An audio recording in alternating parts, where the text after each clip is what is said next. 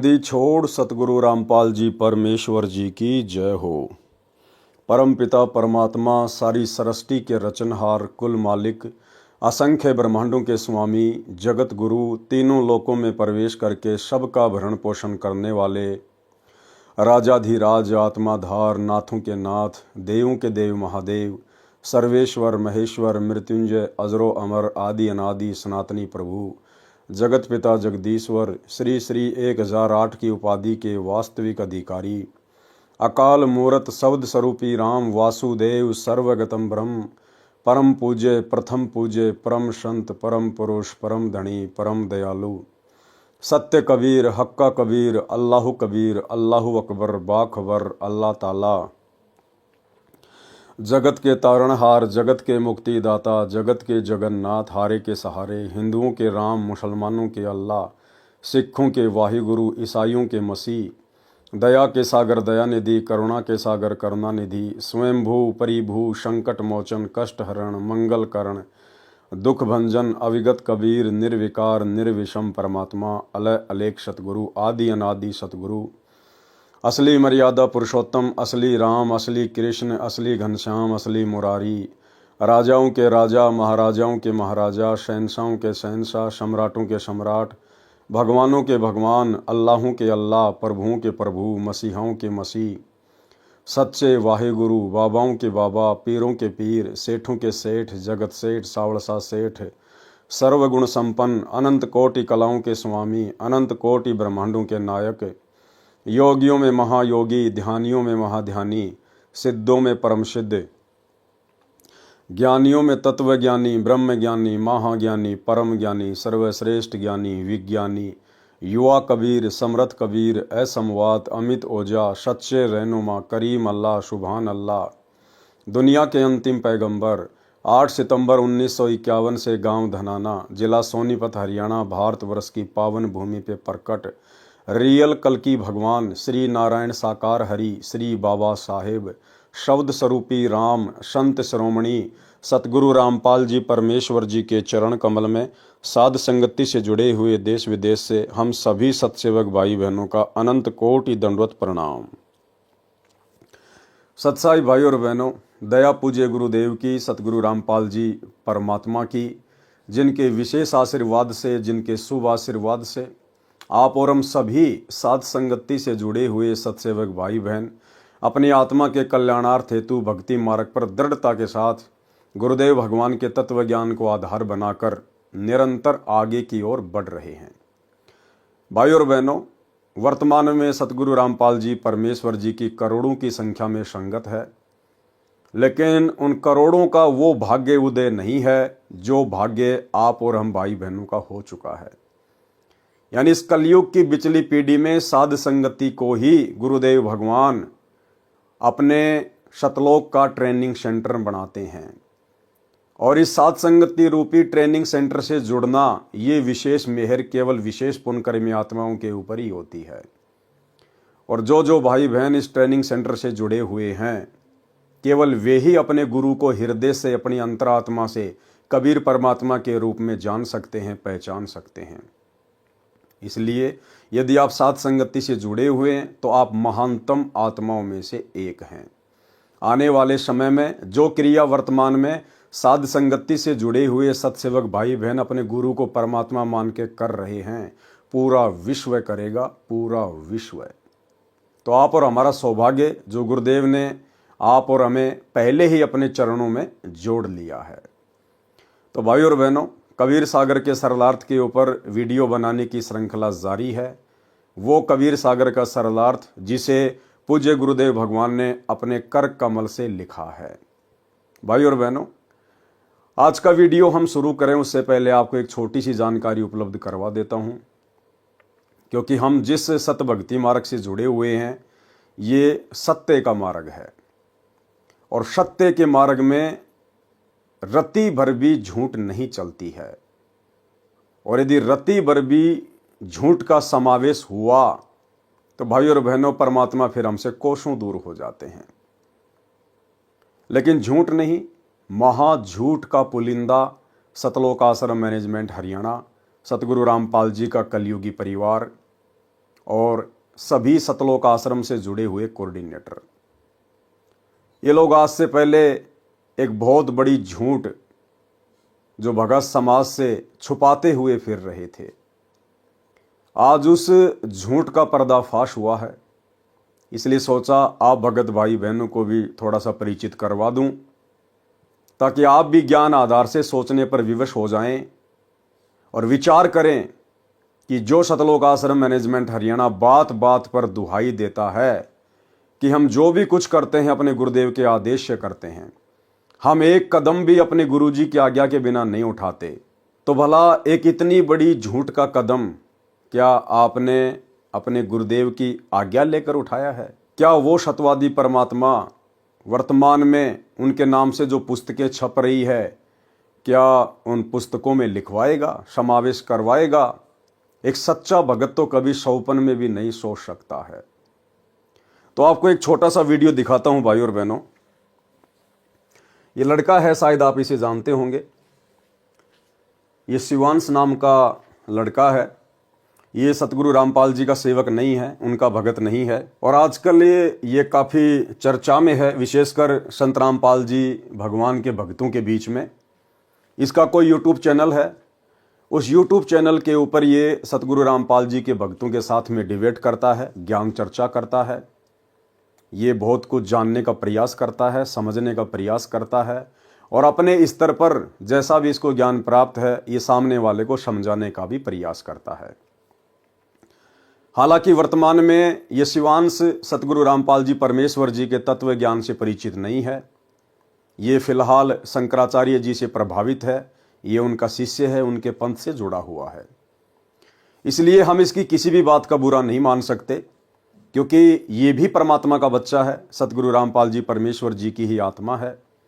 लेकिन वर्तमान में अभी इसके भक्ति संस्कार इतने मजबूत नहीं हैं, जिस कारण से ये उनका विरोध कर रहा है, उनके तत्व ज्ञान को ना समझकर। अनजान है, इसलिए हम इसकी बातों का बुरा नहीं मानते हैं। परंतु आज इसने जो एक खुलासा किया है वो बहुत बड़ी बात है। इसके द्वारा किया गया एक खुलासा आप सभी सतलोक आश्रमों से जुड़े हुए भाई बहनों को सोचने पर मजबूर कर देगा कि सत्यवादी सतगुरु रामपाल जी परमेश्वर जी के भक्ति मार्ग में इतना बड़ा झूठ क्यों, भगत समाज के साथ इतना बड़ा धोखा क्यों, किस बात का डर, किस बात का भय? एक तरफ तो आप सतलोक आश्रम वाले डंका पीटते हो कि निर्विकार निर्भय तू ही और शकल भयमान, और सब पर तेरी साहिबी तुझ पर साहिब नाए, कि हमारे कबीर परमात्मा निर्विकार हैं, निडर हैं, निर्भय हैं, उनसे बढ़कर कोई परमात्मा नहीं, कोई साहिब नहीं।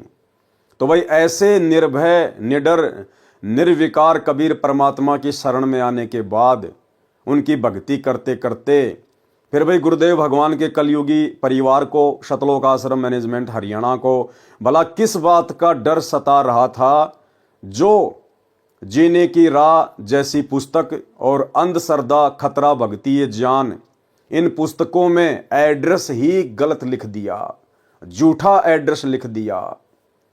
ये शिवांश नाम का लड़का जब इसने देखा कि जीने की राह पुस्तक के ऊपर एक तरफ तो C117 Bawana industrial area Jaipur लिखा हुआ है, और दूसरी जीने की राह पुस्तक के ऊपर C117 बवाना इंडस्ट्रियल एरिया नई दिल्ली लिखा हुआ है। तो जयपुर में तो बवाना नाम की कोई जगह नहीं है, ना ऐसा कोई यहाँ पर औद्योगिक क्षेत्र है। फिर इसने ट्राई किया दिल्ली जाकर, और जब ये दिल्ली में गया इन पुस्तकों के ऊपर लिखे हुए एड्रेस के ऊपर, तो भाई और बहनों वहाँ पर कोई प्रिंटिंग प्रेस नहीं है। जो एड्रेस सतलोक आश्रम मैनेजमेंट हरियाणा ने काल प्रेरणा से, डर और भय के कारण जीने की राह और अंधश्रद्धा खतरा भक्ति ये ज्ञान जैसी पुस्तकों के अंदर डाल रखा है, वहाँ तो एक फैक्ट्री है, और उस फैक्ट्री में पाउडर बनता है, पाउडर। ये लड़का वहाँ जाके आया, पूरी जांच पड़ताल की, और इसने अपना वीडियो बना के डाला है, जो दास आपको दिखा रहा है। मैं यहाँ पर इस फैक्ट्री के जो सुपरवाइजर हैं, इस समय वो हमारे साथ में हैं। आप इनसे पूछिए कि ये यहाँ पर कब से काम कर रहे हैं और ये आपको बताएंगे कि इस फैक्ट्री में इस पते पर क्या होता है, इस बिल्डिंग में क्या होता है C117 में। जी जी हाँ, C117 है फैक्ट्री सेक्टर 3 में। और यहाँ पर लगभग ये तो लगभग 10-12 साल से यहाँ पर है। और इसमें का तो कोई भी काम यहाँ नहीं होता। पाउडर बनता है, पाउडर कोटिंग वाला, सभी पाउडर कट्टे वगैरह रखे हैं। ये प्लांट है, यहाँ पर कोई ऐसी प्रेस वगैरह नहीं है। ये गलत एड्रेस पे गलत किताब छापी गई है। कोई इस तरह की यहाँ पर इस तरह की कोई किताब वगैरह नहीं बनती। ये सब पाउडर का काम है। सब ये प्लांट लगा है, यहाँ पाउडर तैयार होता है। सभी कट्टे रखे हैं पाउडर के। यहाँ पर तो कोई प्रेस का तो कोई संभव ही नहीं है यहाँ पर, क्योंकि इंडस्ट्रियल एरिया है। सब यहाँ पर यही काम होता है। और ये जो बताया गया है ये गलत और अफवाह है। और जो छापा है एड्रेस, ये गलत छापा गया है इसे। तो आपने देख लिया यहाँ पर कि मजदूर यहाँ पर काम करने वाले, यहाँ पर काम करने वाले जो अन्य वर्कर हैं, सुपरवाइजर हैं, यहाँ पर बताया जा रहा है आपको कि यहाँ पर कोई किताबें नहीं छपती, ये पूरी फर्जी किताबें हैं। इसका अर्थ ये हुआ कि इस किताब के साथ अगर आपको कोई मिलता है बांटता हुआ, तो उसको तुरंत पकड़िए, उसको थाने ले जाइए, उसके खिलाफ FIR दर्ज कराइए। ये फर्जी किताबें कहाँ छप रही हैं? ये आप FIR करा सकते हैं इन रामपालियों के खिलाफ जो सतलोक आश्रम के नाम पे आपको फर्जी किताबें बेची जा रही हैं। इनका कोई रजिस्ट्रेशन नंबर नहीं है, कोई GST नंबर नहीं है, पूरी फर्जी किताबें बेची जा रही हैं। इनको आप थाने ले जा करके, कोई भी व्यक्ति आज के बाद कोई भी रामपाली अगर मिले इन किताबों को बांटने वाला, आप उनकी FIR तुरंत दर्ज करा सकते हैं, क्योंकि ये किताबें पूरी फर्जी हैं, झूठ बोल रही हैं। अंदर हमारे देवी देवताओं का अपमान है, पूजा पद्धति का अपमान है, ग्रंथों का अपमान है, आचार्यों का अपमान है, दुर्गा माता का अपमान है, शिव भगवान का अपमान है। और बाहर छपती कहाँ है? छपती जहां पर ये छपती हैं किताबें, उस एड्रेस पर पाउडर बनता है, ना कि कोई प्रिंटिंग प्रेस है। अभी मैं ऊपर से भी आपको ये बिल्डिंग दिखाऊंगा। साहब आप कब से हैं यहाँ पर? यहाँ पे हम लोग 8-10 साल से हैं। तो आपका शुभ नाम? विजय कुमार। तो विजय कुमार जी, ये हम लोग खड़े हुए हैं, आप यहाँ कहाँ खड़े हैं आप बता दीजिए। ये बवाना सेक्टर 3 है जी, इंडस्ट्री एरिया जी यही है। और ये प्लॉट नंबर ये अच्छा, वो 17 या 18 है। 118 C 118 है। C118 सेक्टर 3 का C 117 है वो। अच्छा, सेक्टर तो 3। आप बताएंगे C117 में क्या होता है? क्या इसमें तो पाउडर वुडर का काम होता है। यहाँ पे कोई प्रिंटिंग नहीं, प्रेस तो प्रिंटिंग प्रेस नहीं है यहाँ। प्रिंटिंग प्रेस था ही नहीं, कभी नहीं था। नहीं, हम लोग तो बराबर यहाँ रहते हैं। प्रिंटिंग प्रेस रहता तो गत्ता उत्ता दिखाई देता, यहाँ ऐसा कुछ नहीं था जी। अच्छा, आप किस फैक्ट्री में काम करते हैं? हम लोग ये सामने C 128 में। C 128 में। अच्छा, बहुत बहुत धन्यवाद आपका, बहुत बहुत। अरे भाई साहब, राम राम। हम ये कह रहे हैं, आपकी जो किताबें छपती हैं, कबीर प्रिंटर्स का नाम इसमें डला हुआ है, C 117 sector 3 Bawana industrial area नई दिल्ली, यहीं पे छपती हैं क्या आपकी किताबें? क्यों जी? आपने वो लिखा है ना, कबीर प्रिंटर्स? नहीं, आपको किताब चाहिए क्या? नहीं, हमें ये जानना है ये किताबें छपती कहाँ हैं? यहीं पे छपती हैं ना? चालू रखे। हाँ, लाइन पे रहे, बताते जी।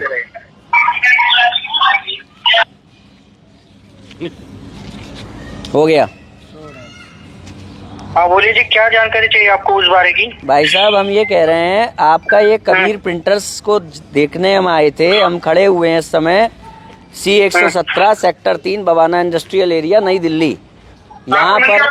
यहाँ पर पाउडर बन रहा है, यहाँ पर तो कबीर प्रिंटर सही नहीं।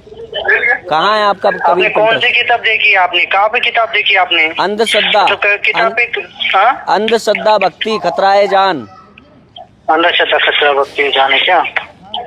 चालू रखे, लाइन पे रहे। क्यों जाननी, ये तो बताओ। आपने यहाँ पे क्यों लिखा है, ये बताइए।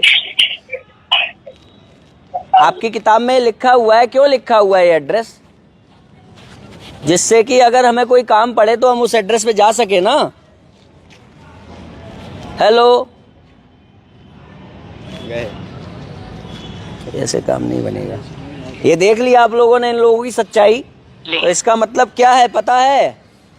इसका मतलब ये है कि तुम जिनकी किताबों को बांट रहे हो, वो किताबें सब चोरी से छप रही हैं। और जिस दिन किसी का दिमाग ठनकेगा और तुम्हें इन किताबों के साथ वो पुलिस स्टेशन ले जाएगा, उस दिन ये लोग तुम्हें पहचानने से मना कर देंगे कि हमने इनको कोई किताब नहीं दी, हमने इनको कोई किताब छाप के नहीं दी। आई बात समझ में? जो लोग इनकी किताबें बांट रहे हो ना सेवादार के रूप में, धर्म धर्म के प्रचार प्रसार के रूप में, गुरु के प्रचार प्रसार के रूप में, वो सोच लो तुम्हारा क्या हाल होने वाला है अब। क्योंकि अब बच्चा जब भी इन किताबों के साथ तुम लोग पकड़े जाओगे या कोई भी पकड़ा जाएगा तो उसको सीधे थाने ले जाया जाएगा, क्योंकि इसमें दिया गया जो एड्रेस है झूठा है। ये किताबें चोरी से, फर्जी से छापी जा रही हैं। भाई और बहनों, देखो ये सत का मार्ग है और भगत का एक लक्षण बताया गुरुदेव ने। भगत कभी भी पक्षपात नहीं करता, ना जगत से ना भगत से। ये लड़का सतगुरु रामपाल जी की शरण में नहीं है, लेकिन यदि इस लड़के की कोई बात सत्य होंगी तो हम भक्तों का फर्ज बनता है कि हम उसका पक्ष लें। पक्ष लेने का मतलब है हम उसको गलत नहीं ठहरा सकते। ये बहुत ही घटिया और शर्मसार करने वाली बात है कि सतवादी सतगुरु रामपाल जी परमेश्वर जी के नाम से छापी जा रही पुस्तकों में गलत एड्रेस लिखा गया है। यदि सतलोक आश्रम मैनेजमेंट हरियाणा के ऊपर इस फैक्ट्री का मालिक, जिस फैक्ट्री में पाउडर बनता है, यदि वो मुकदमा कर दे, इन लोगों की जमानत भी करवाने वाला कोई नहीं मिलेगा, जमानत भी करवाने वाला। इतना बड़ा जुर्म, इतना बड़ा झूठ इन लोगों ने बोला है। क्या आवश्यकता थी भाई और बहनों इन लोगों को गलत एड्रेस देने की? क्या आवश्यकता आन पड़ी थी? क्या सतगुरु रामपाल जी भगवान का ज्ञान जो इन पुस्तकों में लिखा हुआ है, क्या वो शास्त्रों के विरुद्ध है? क्या वास्तव में सतगुरु रामपाल जी का ज्ञान घटिया है, कमजोर है, झूठा है, जो भय और डर के कारण इन पुस्तकों में गलत एड्रेस दे दिया गया है? और यदि सतगुरु रामपाल जी का ज्ञान सत्य है और यदि सतलोक आश्रम मैनेजमेंट हरियाणा को, गुरुदेव के कलयुगी परिवार को इस बात पर पूरा विश्वास है, तो भला फिर डर किस बात का, भय किस बात का? गलत एड्रेस क्यों दिया? अगर कोई आपसे वाद विवाद करे, आपसे कोई ज्ञान चर्चा करना चाहे, तो खुलकर आप जी उनके साथ में ज्ञान चर्चा कीजिए। आप टीवी चैनल पर आइए, डिबेट कीजिए कि साहब जो पुस्तकें हम छाप रहे हैं, इन पुस्तकों में भला गलत क्या है। हम एक एक चीज को अपने गुरुदेव के ज्ञान आधार से और वर्तमान हिंदू, मुस्लिम, सिख, ईसाई धर्म में, समाज में जो उनकी पवित्र धार्मिक पुस्तकें हैं, हम उन्हीं से प्रमाणित कर देंगे कि सतगुरु रामपाल जी का ज्ञान गलत नहीं है, इन पुस्तकों में लिखी हुई बातें गलत नहीं है। परंतु भाई और बहनों, हाथी के दांत खाने की ओर, दिखाने की ओर। सतगुरु रामपाल जी का ज्ञान तो सत्य है, इसमें कोई दो राय नहीं है, लेकिन जो लोग सतगुरु रामपाल जी के ज्ञान को समझ नहीं पाए, जो लोग सतगुरु रामपाल जी को नहीं समझ पाए और केवल इन पुस्तकों को वर्तमान में भोले भाले भगत समाज से आलू टमाटर की तरह समाज में बिकवा कर केवल अपना धार्मिक स्वार्थ सिद्ध कर रहे हैं, उन लोगों को भय है, उन लोगों को डर है। ज्ञान प्रचार करना कोई गलत बात नहीं है, सभी भाई बहनों को भक्ति और ज्ञान प्रचार ही करना चाहिए, भगत का और तीसरा काम नहीं होता है। परंतु उस ज्ञान को इस प्रकार से झूठ के साथ लपेट कर क्यों? ना ये पुस्तकें गलत, इन पुस्तकों में जिस महापुरुष का ज्ञान है, ना वे सतगुरु रामपाल जी भगवान गलत, ना बेचारे भोले भाले भगत जो इन पुस्तकों को बांट रहे हैं वो गलत।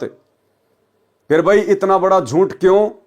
क्योंकि गलत है सतगुरु रामपाल जी परमेश्वर जी का कलयुगी परिवार, गलत है सतलोक आश्रम मैनेजमेंट हरियाणा, जिनको अपने गुरुदेव भगवान के ऊपर विश्वास नहीं है, जिनको अपने गुरुदेव की सत भक्ति पे विश्वास नहीं है।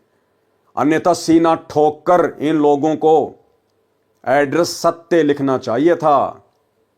हालांकि इन लोगों ने अपनी खुद की प्रिंटिंग प्रेस बना रखी है, सतलोक आश्रम मैनेजमेंट हरियाणा ने अपनी खुद की प्रिंटिंग प्रेस बना रखी है। उसके बावजूद ये अपनी प्रिंटिंग प्रेस का एड्रेस ना देकर, डर के कारण, भय के कारण, और गलत एड्रेस इन पुस्तकों में डाल दिया है।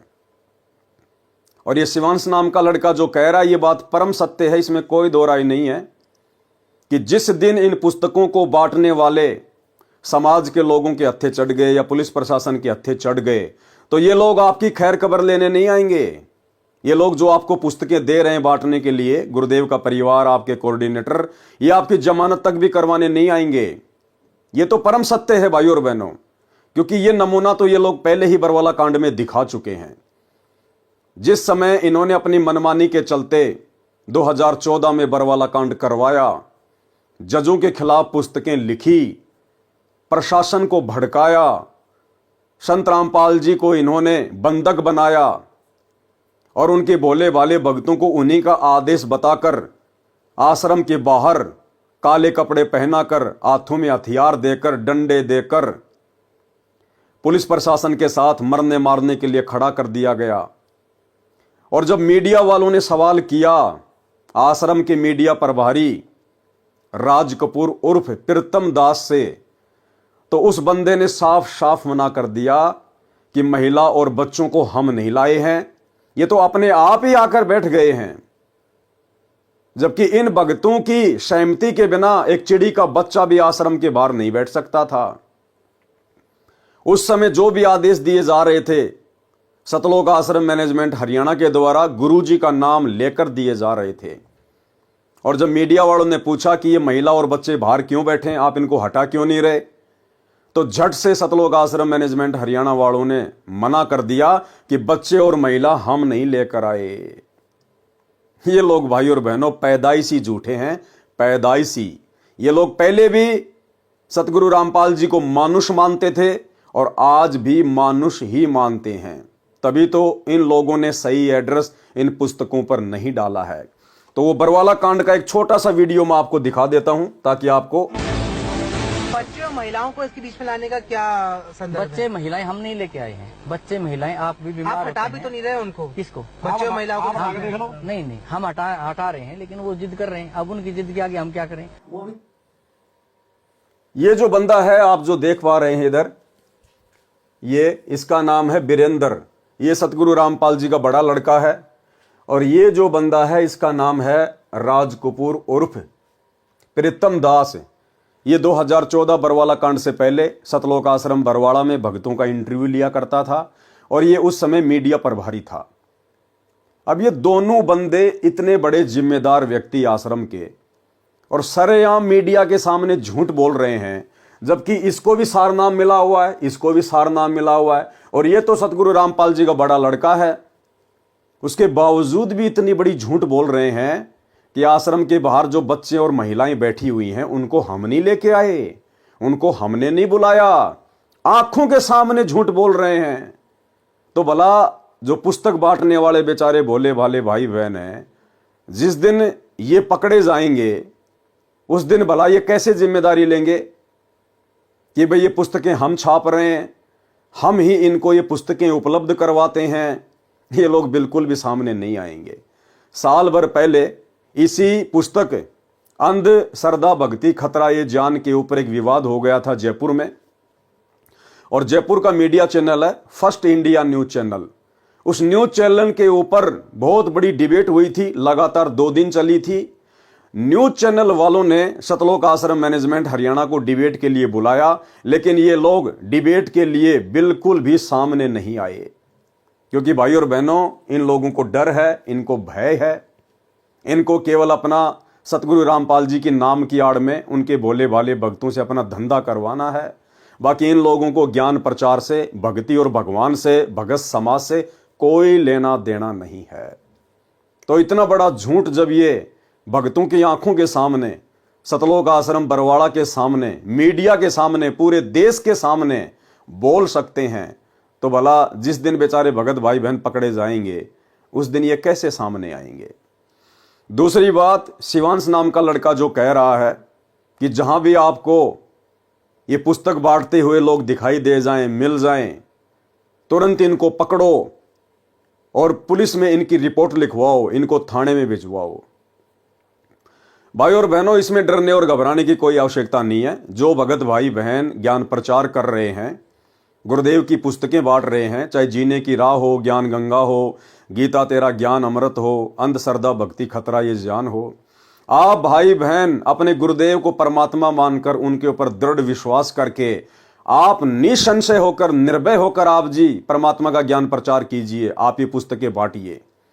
इन पुस्तकों में जो गलत एड्रेस लिखा हुआ है उसमें आपकी गलती नहीं है, उसमें गलती है सतलोक आश्रम मैनेजमेंट हरियाणा की। लेकिन आपका जो मकसद है, आपका जो टारगेट है, केवल गुरुदेव का ज्ञान प्रचार करना है। इसलिए आपके साथ परमात्मा पल पल है, पल पल। कोई ऐसी अनहोनी घटना परमात्मा घटित नहीं होने देगा। और यदि समाज में किसी ने आपको रोका टोका, आपके ऊपर मुकदमा करवाया, तो कोई बड़ी बात नहीं है। आज से पहले भी बहुत सारे मुकदमे भगत भाई बहनों के ऊपर हो रहे हैं, चल रहे हैं। कुछ नहीं बिगाड़ सकता ये समाज हमारा, क्योंकि परमात्मा कहते हैं सिर पर साईं सत्य है तो को क्या भय रे। हमारे सर पर, हमारे शीश पर हमारे पूज्य गुरुदेव भगवान जो स्वयं कबीर परमात्मा है वो बैठे हुए हैं। कोई माई का लाल हमारा बाल बाका नहीं कर सकता। और यदि फिर भी कोई इन पुस्तकों को लेकर डिबेट करना चाहे मीडिया चैनल पर, तो मैं पवन दास 24 हावर मेरे गुरुदेव भगवान के ज्ञान को लेकर आप लोगों से ज्ञान चर्चा करने के लिए तैयार हूं। सतलोक आश्रम मैनेजमेंट हरियाणा, गुरुदेव का कलयुगी परिवार, कोऑर्डिनेटर, आश्रम संचालक, ये ना कभी पहले सामने आए थे, ना वर्तमान में आ रहे हैं, ना आगे कभी ज्ञान चर्चा करने के लिए आएंगे, क्योंकि इनको खुद को पूरा ज्ञान नहीं है। इनको खुद को विश्वास नहीं है कि हमारा गुरु ही परमात्मा है और उनका ज्ञान परम सत्य है। इसलिए अगर आपको लगे कि यह ज्ञान गलत है, इस ज्ञान का कोई जो है सिर पैर नहीं है, तो मैं पवन दास अपने गुरुदेव भगवान सतगुरु रामपाल जी परमेश्वर जी के आशीर्वाद से आप जिस भी न्यूज चैनल पर डिबेट करना चाहें, मैं 24 हावर तैयार हूं। 82 73 84 95 60 ये मेरा मोबाइल नंबर है। आप मुझे व्हाट्सएप पर मैसेज करके भी सूचित कर सकते हैं और आप मुझे कॉल भी कर सकते हैं। मैं अपने गुरुदेव के ज्ञान को लेकर कभी भी डिबेट करने के लिए तैयार हूं। तो भाई और बहनों, डरने और घबराने की जरूरत नहीं है। ये तो काल प्रेरणा से इस प्रकार की आपदाएं इस भक्ति मार्ग में भगतों के ऊपर ना जाने आती रही हैं, आती रहेंगी, क्योंकि काल कभी भी परमेश्वर के मार्ग को इतनी आसानी से आगे नहीं बढ़ने देना चाहता है। लेकिन वो परमात्मा का बेटा है, परमात्मा का बच्चा है, वो परमात्मा से बाहर नहीं चल सकता, उसकी सोच इतनी नहीं है। इसलिए हमें डरने और घबराने की जरूरत नहीं है। आप अपने गुरुदेव को साक्षी मानकर, आप अपने गुरुदेव भगवान के ऊपर विश्वास करके ज्ञान प्रचार कीजिए, अपनी भक्ति कीजिए। कहीं शौपन में भी आपको धोखा नहीं मिलेगा। और यदि आपने विश्वास किया अपने कोऑर्डिनेटरों के ऊपर, गुरुदेव के बेटा बेटी भाई बंधु रिश्तेदारों के ऊपर, तो भाई धोखा ही धोखा है, धोखा ही धोखा। तो भाई और बहनों, ये कुछ बातें आपके सामने थी जो दास ने रखनी बहुत जरूरी थी, ताकि आप लोग भी अपडेट रहें कि सतवादी सतगुरु रामपाल जी परमेश्वर जी के सत भक्ति मार्ग में ये झूठ का समावेश कौन कर रहा है। क्या हमारे गुरुदेव भगवान इस प्रकार का झूठा आदेश अपने भक्तों को देंगे कि भाई मेरी पुस्तकों के ऊपर जिनमें ज्ञान सत्य है और एड्रेस तुम झूठा लिख दो। हम शौपन में भी नहीं सोच सकते, शौपन में भी, क्योंकि हमारे गुरुदेव सतवादी हैं। सतवादी के चरणों की मैं सर पर डारूं धूर, 84 निश्चय मिटे पहुंचूं तख्त हजूर।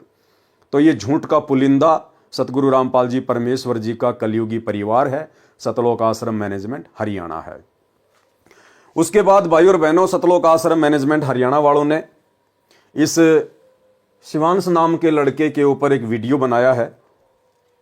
और वीडियो इन्होंने अपने एक यूट्यूब चैनल सा न्यूज चैनल के ऊपर डाला है। और इन्होंने ये इस प्रकार का एक पोस्टर बनाया है, ये वाला पोस्टर। इन्होंने इस प्रकार का ये पोस्टर जो है बनाया है, इस शिवांश नाम के लड़के के ऊपर बनाया है। भाई और बहनों, सतगुरु रामपाल जी परमेश्वर जी ने अपना अनमोल तत्व ज्ञान देकर आप और हमें इतना सक्षम बना दिया है कि यदि ब्रह्मा विष्णु महेश भी हमारे साथ में इस ज्ञान को लेकर डिबेट करने के लिए धरती पर उतरें तो वे मुंह की खाकर ही जाएंगे।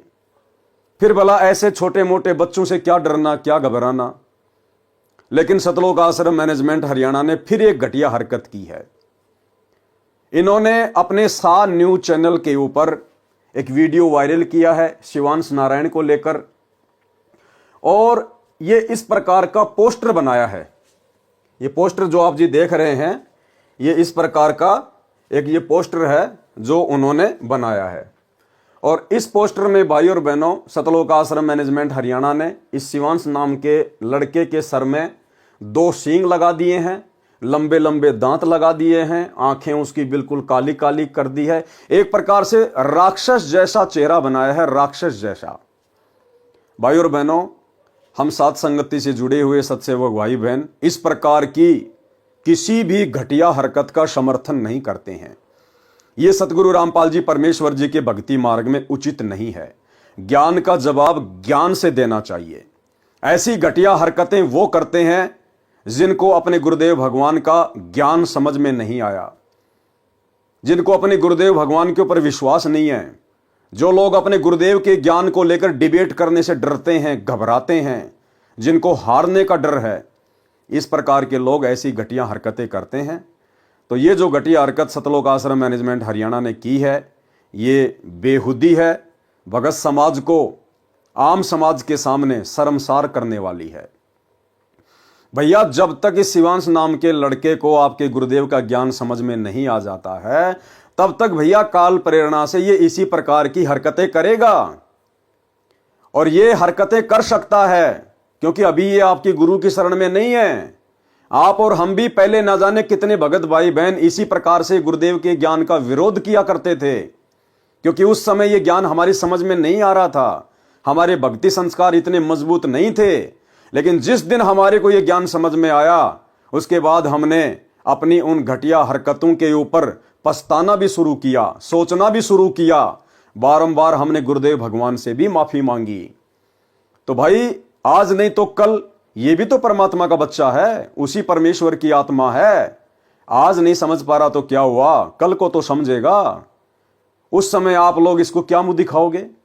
यही शिवांश नाम का लड़का जब आप लोगों से सवाल करेगा कि भैया मुझे तो उस समय गुरुजी का ज्ञान समझ में नहीं आ रहा था, अरे आप तो मेरे गुरु भाई बहन थे, आप लोग तो मेरे से पहले गुरु को समझ चुके थे, गुरु के ज्ञान को समझ चुके थे, तो आप लोगों ने मेरी बातों का मेरे सामने आकर मेरे साथ में डिबेट करके आप लोगों ने ज्ञान का जवाब ज्ञान से ना देकर, मेरी शंकाओं का समाधान ना करके, और आपने इस प्रकार से मेरे सर पर सींग लगाकर राक्षस जैसा चेहरा बनाकर समाज के सामने डालकर आपने ऐसी घटिया और बेहुदा हरकत क्यों की?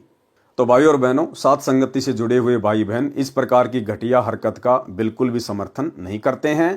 परमेश्वर का ज्ञान अनमोल है, परम सत्य है। यदि आपको ज्ञान समझ में आया है तो आपने ज्ञान आधार से सामने वाले को संतुष्ट करना चाहिए। यह बात अलग है कि सामने वाला आपके ज्ञान से संतुष्ट होता है या नहीं होता है, लेकिन इस प्रकार की घटिया हरकतें करने से बचना चाहिए। उसके बाद भाई और बहनों, हाल ही एक नया वीडियो, अभी जो लेटेस्ट वीडियो सतलोक आश्रम मैनेजमेंट हरियाणा ने मुझ पवन दास के ऊपर भी वायरल किया है, और उसका भी एक पोस्टर इन्होंने बना के डाला है, वो भी मैं आपको दिखा देता हूं।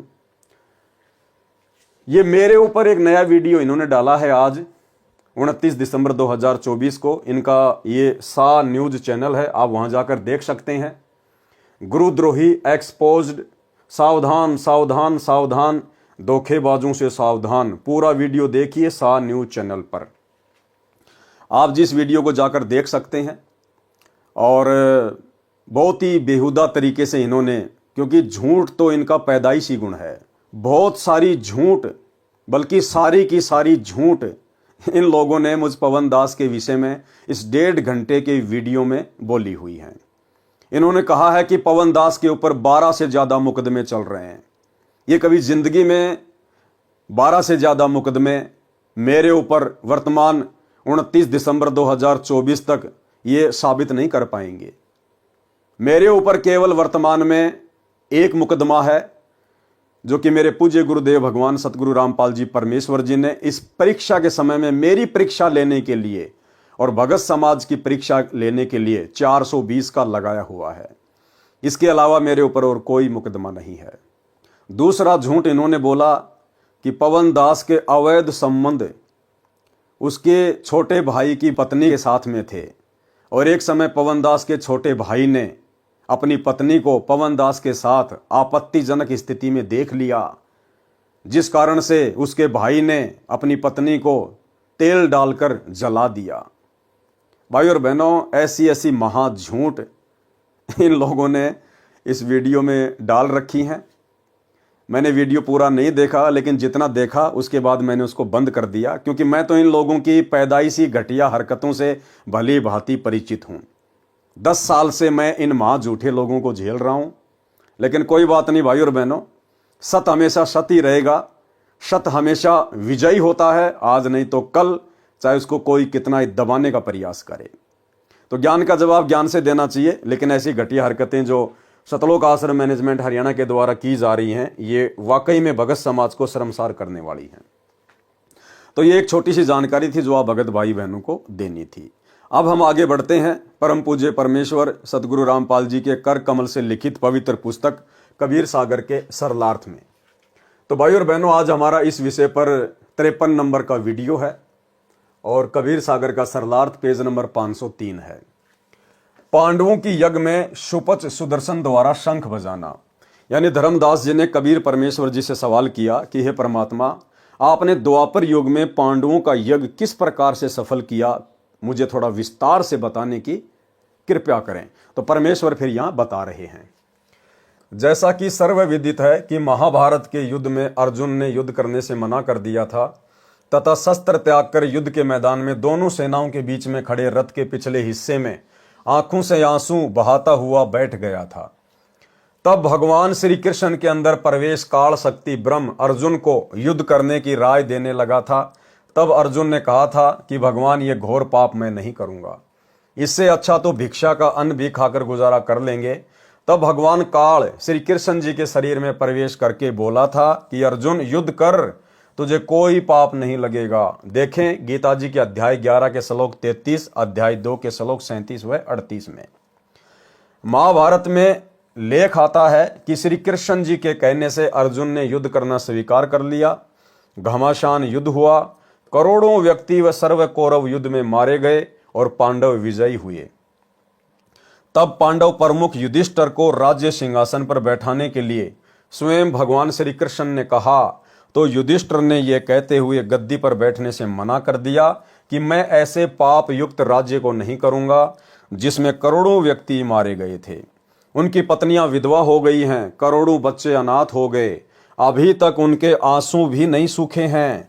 किसी प्रकार की भी बात न बनती देखकर श्री कृष्ण जी ने कहा कि आप भीष्म जी से राय लो, क्योंकि जब व्यक्ति स्वयं फैसला लेने में असफल रहे तब किसी स्वजन से विचार कर लेना चाहिए।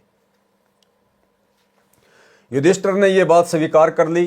तब श्री कृष्ण जी युधिष्ठिर को साथ लेकर वहां पहुंचे जहां पर श्री भीष्म तीरों की सैया चारपाई पर अंतिम श्वास गिन रहे थे। वहां जाकर श्री कृष्ण जी ने भीष्म से कहा कि युधिष्ठिर राज्य गद्दी पर बैठने से मना कर रहे हैं, कृपया आप इन्हें राजनीति की शिक्षा दें। भीष्म जी ने बहुत समझाया, परंतु युधिष्ठिर अपने उद्देश्य से विचलित नहीं हुआ। यही कहता रहा कि इस पाप से युक्त रुधिर से सने राज्य को भोग कर मैं नरक प्राप्ति नहीं चाहूंगा। श्री कृष्ण जी ने कहा कि आप एक धर्म यज्ञ करो जिससे आपको युद्ध में हुई हत्याओं का पाप नहीं लगेगा। इस बात पर युधिष्ठिर सहमत हो गया और एक धर्म यज्ञ की, फिर राजगद्दी पर बैठ गया, हस्तिनापुर का राजा बन गया।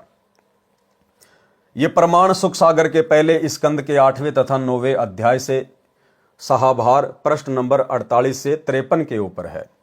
कुछ वर्षों के पर्यंत युधिष्ठिर को भयानक शौपन आने शुरू हो गए, जैसे बहुत सी औरतें रोती बिलखती हुई अपनी चूड़ियां तोड़ रही हैं तथा उनके मासूम बच्चे अपनी मां के पास खड़े कुछ बैठे पिता पिता कहकर रो रहे हैं, मानो कह रहे हों, हे राजन, हमें भी मरवा दे, भेज दे हमारे पिता के पास।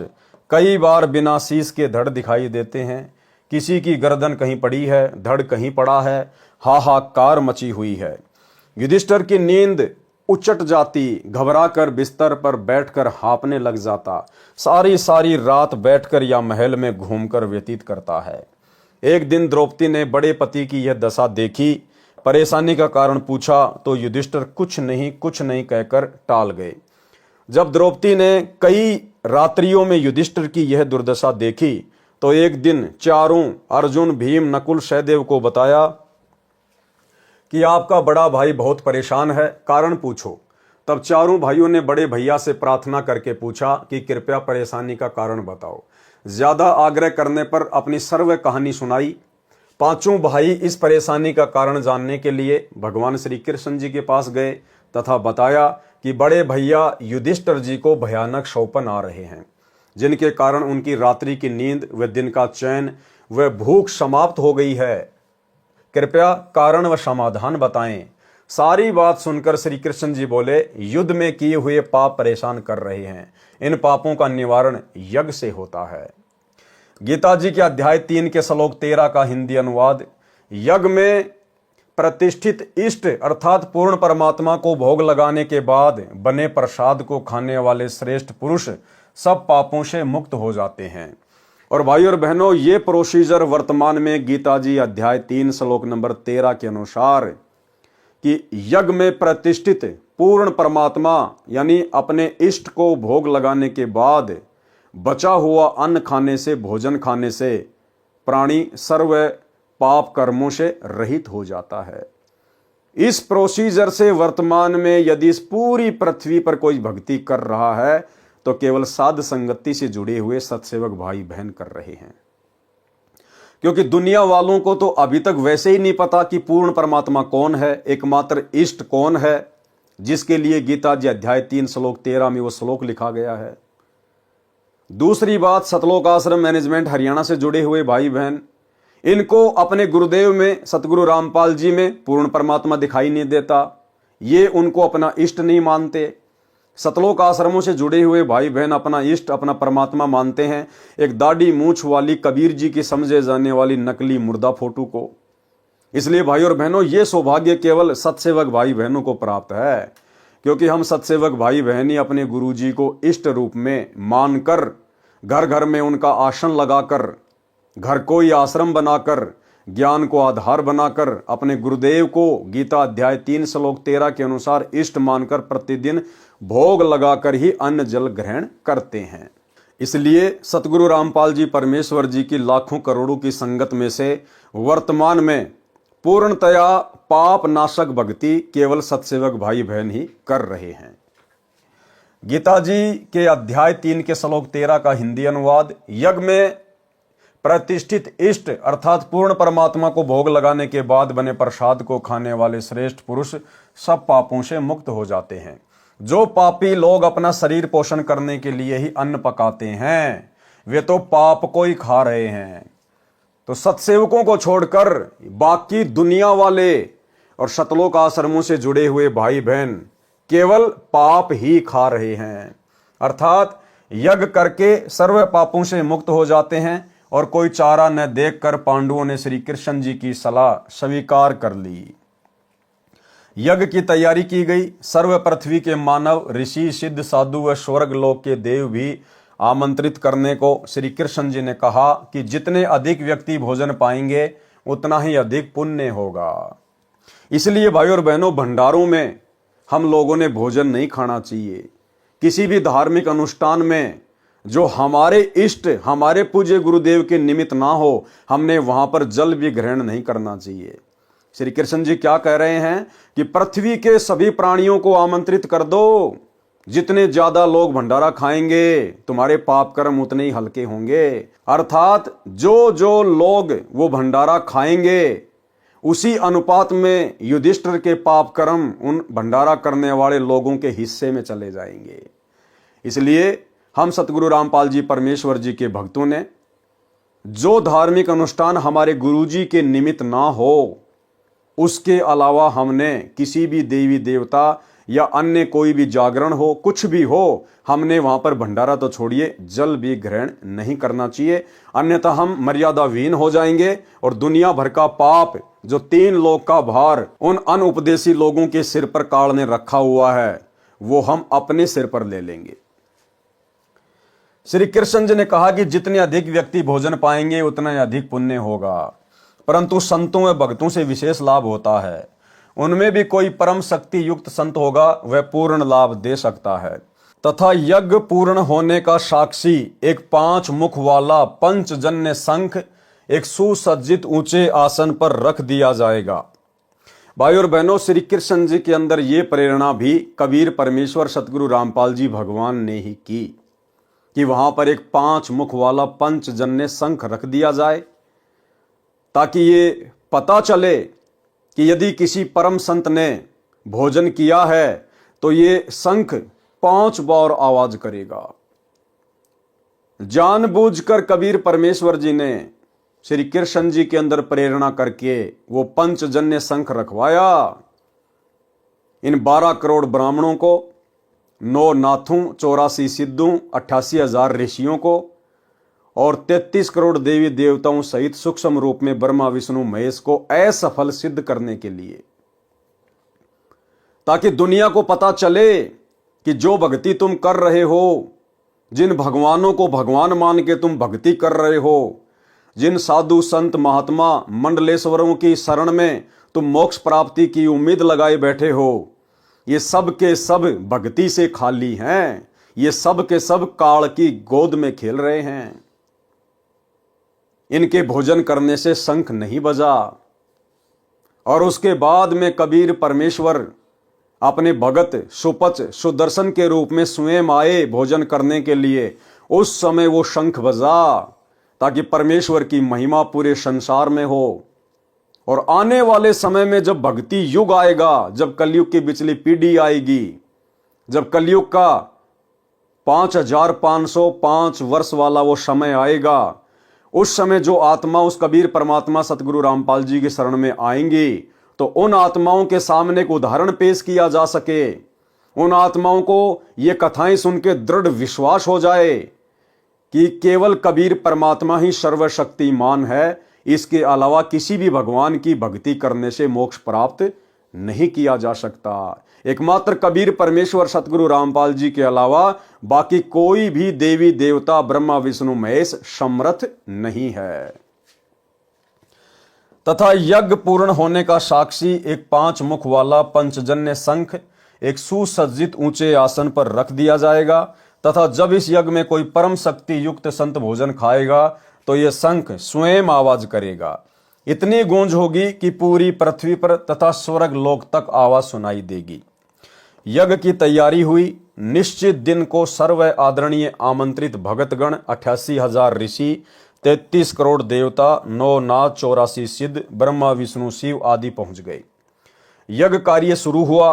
बाद में सबने यज्ञ का बचा प्रसाद भंडारा सर्व उपस्थित महानुभावों व भक्तों तथा जनसाधारण को खिलाया।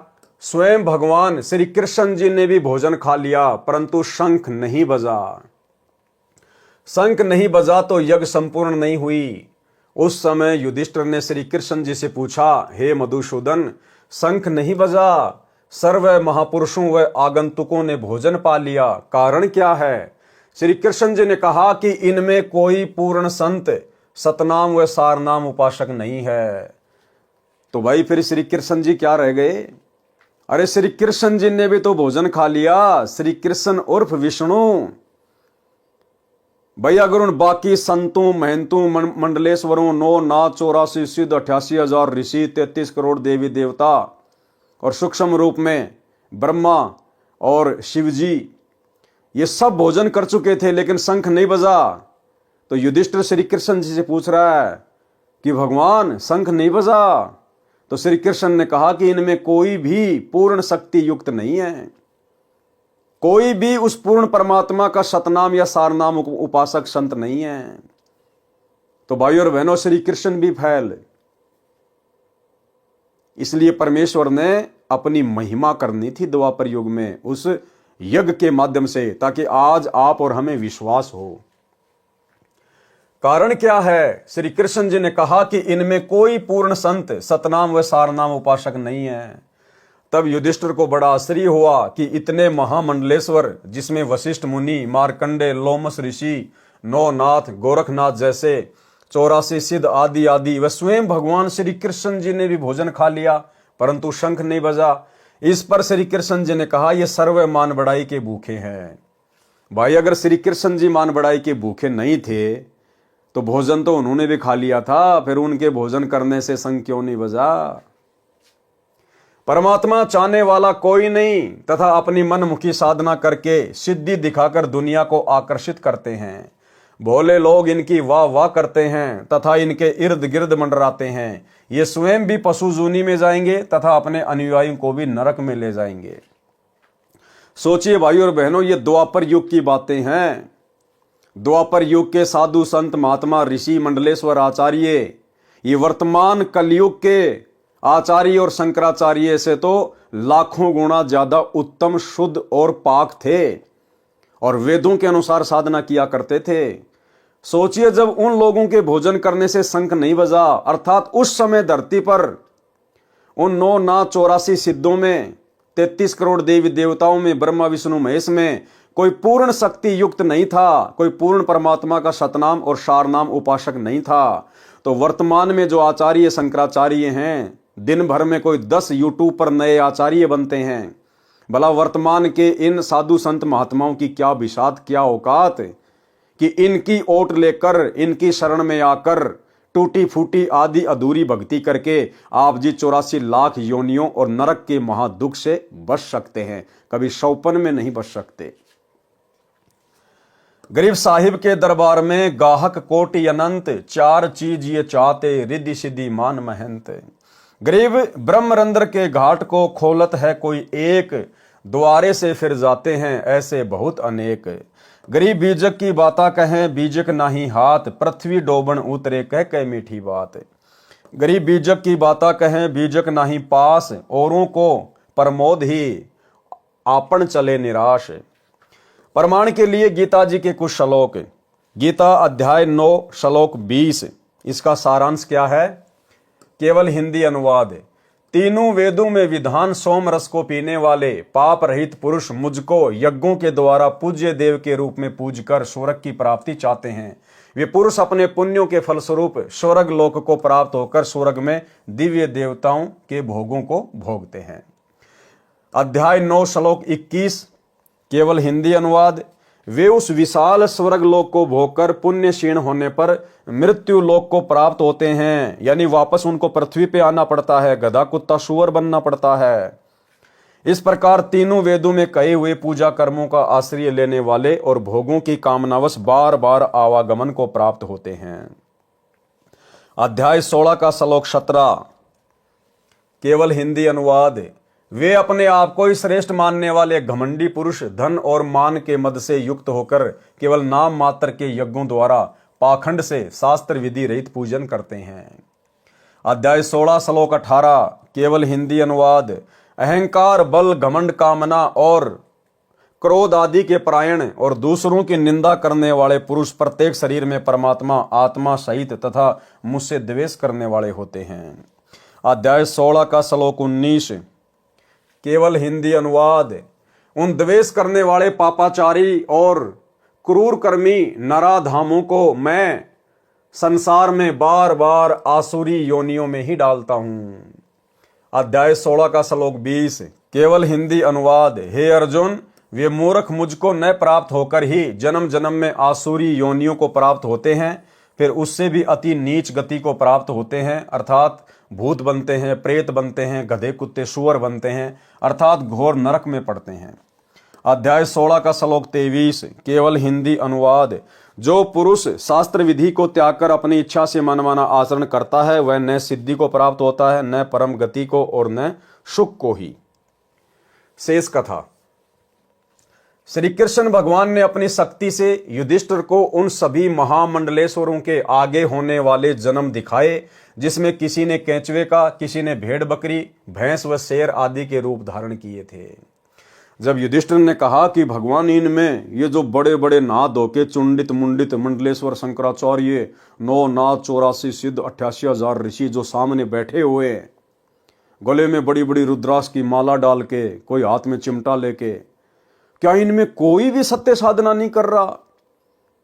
तब श्री कृष्ण जी ने अपनी शक्ति से युधिष्ठिर को दिव्य दृष्टि दी और कहा कि देख, इन बड़े बड़े मंडलेश्वरों के, शंकराचार्यों के आने वाले समय में क्या जीवन होंगे, यानी मृत्यु के बाद इनका अगला जन्म क्या होगा। तो युधिष्ठिर ने देखा कोई तो अपनी सीट पर गधा बन के बैठा है, कोई भैंस बन के, कोई शेर बन के, कोई मक्खी बन के, कोई केचुआ बन के। युधिष्ठिर की आंखें फटी की फटी रह गई कि परमात्मा बंद करो आपकी लीला, मुझे तो विश्वास नहीं हो पा रहा। तो श्री कृष्ण ने बोला, भैया विश्वास हो ना हो यही परम सत्य है। श्री कृष्ण भगवान ने अपनी शक्ति से युधिष्ठिर को उन सर्व महामंडलेश्वरों के आगे होने वाले जन्म दिखाए जिसमें किसी ने केंचुए का, किसी ने भेड़ बकरी, भैंस व शेर आदि के रूप धारण किए थे। और भाई और बहनों देखो, आज हमें ये सारी बातें इस तत्व ज्ञान को आधार बनाने के बाद में समझ में आएंगी। करे करावे साइया मन में लहर उठा, दादू सिरदर जीव के आप बगल हो जा।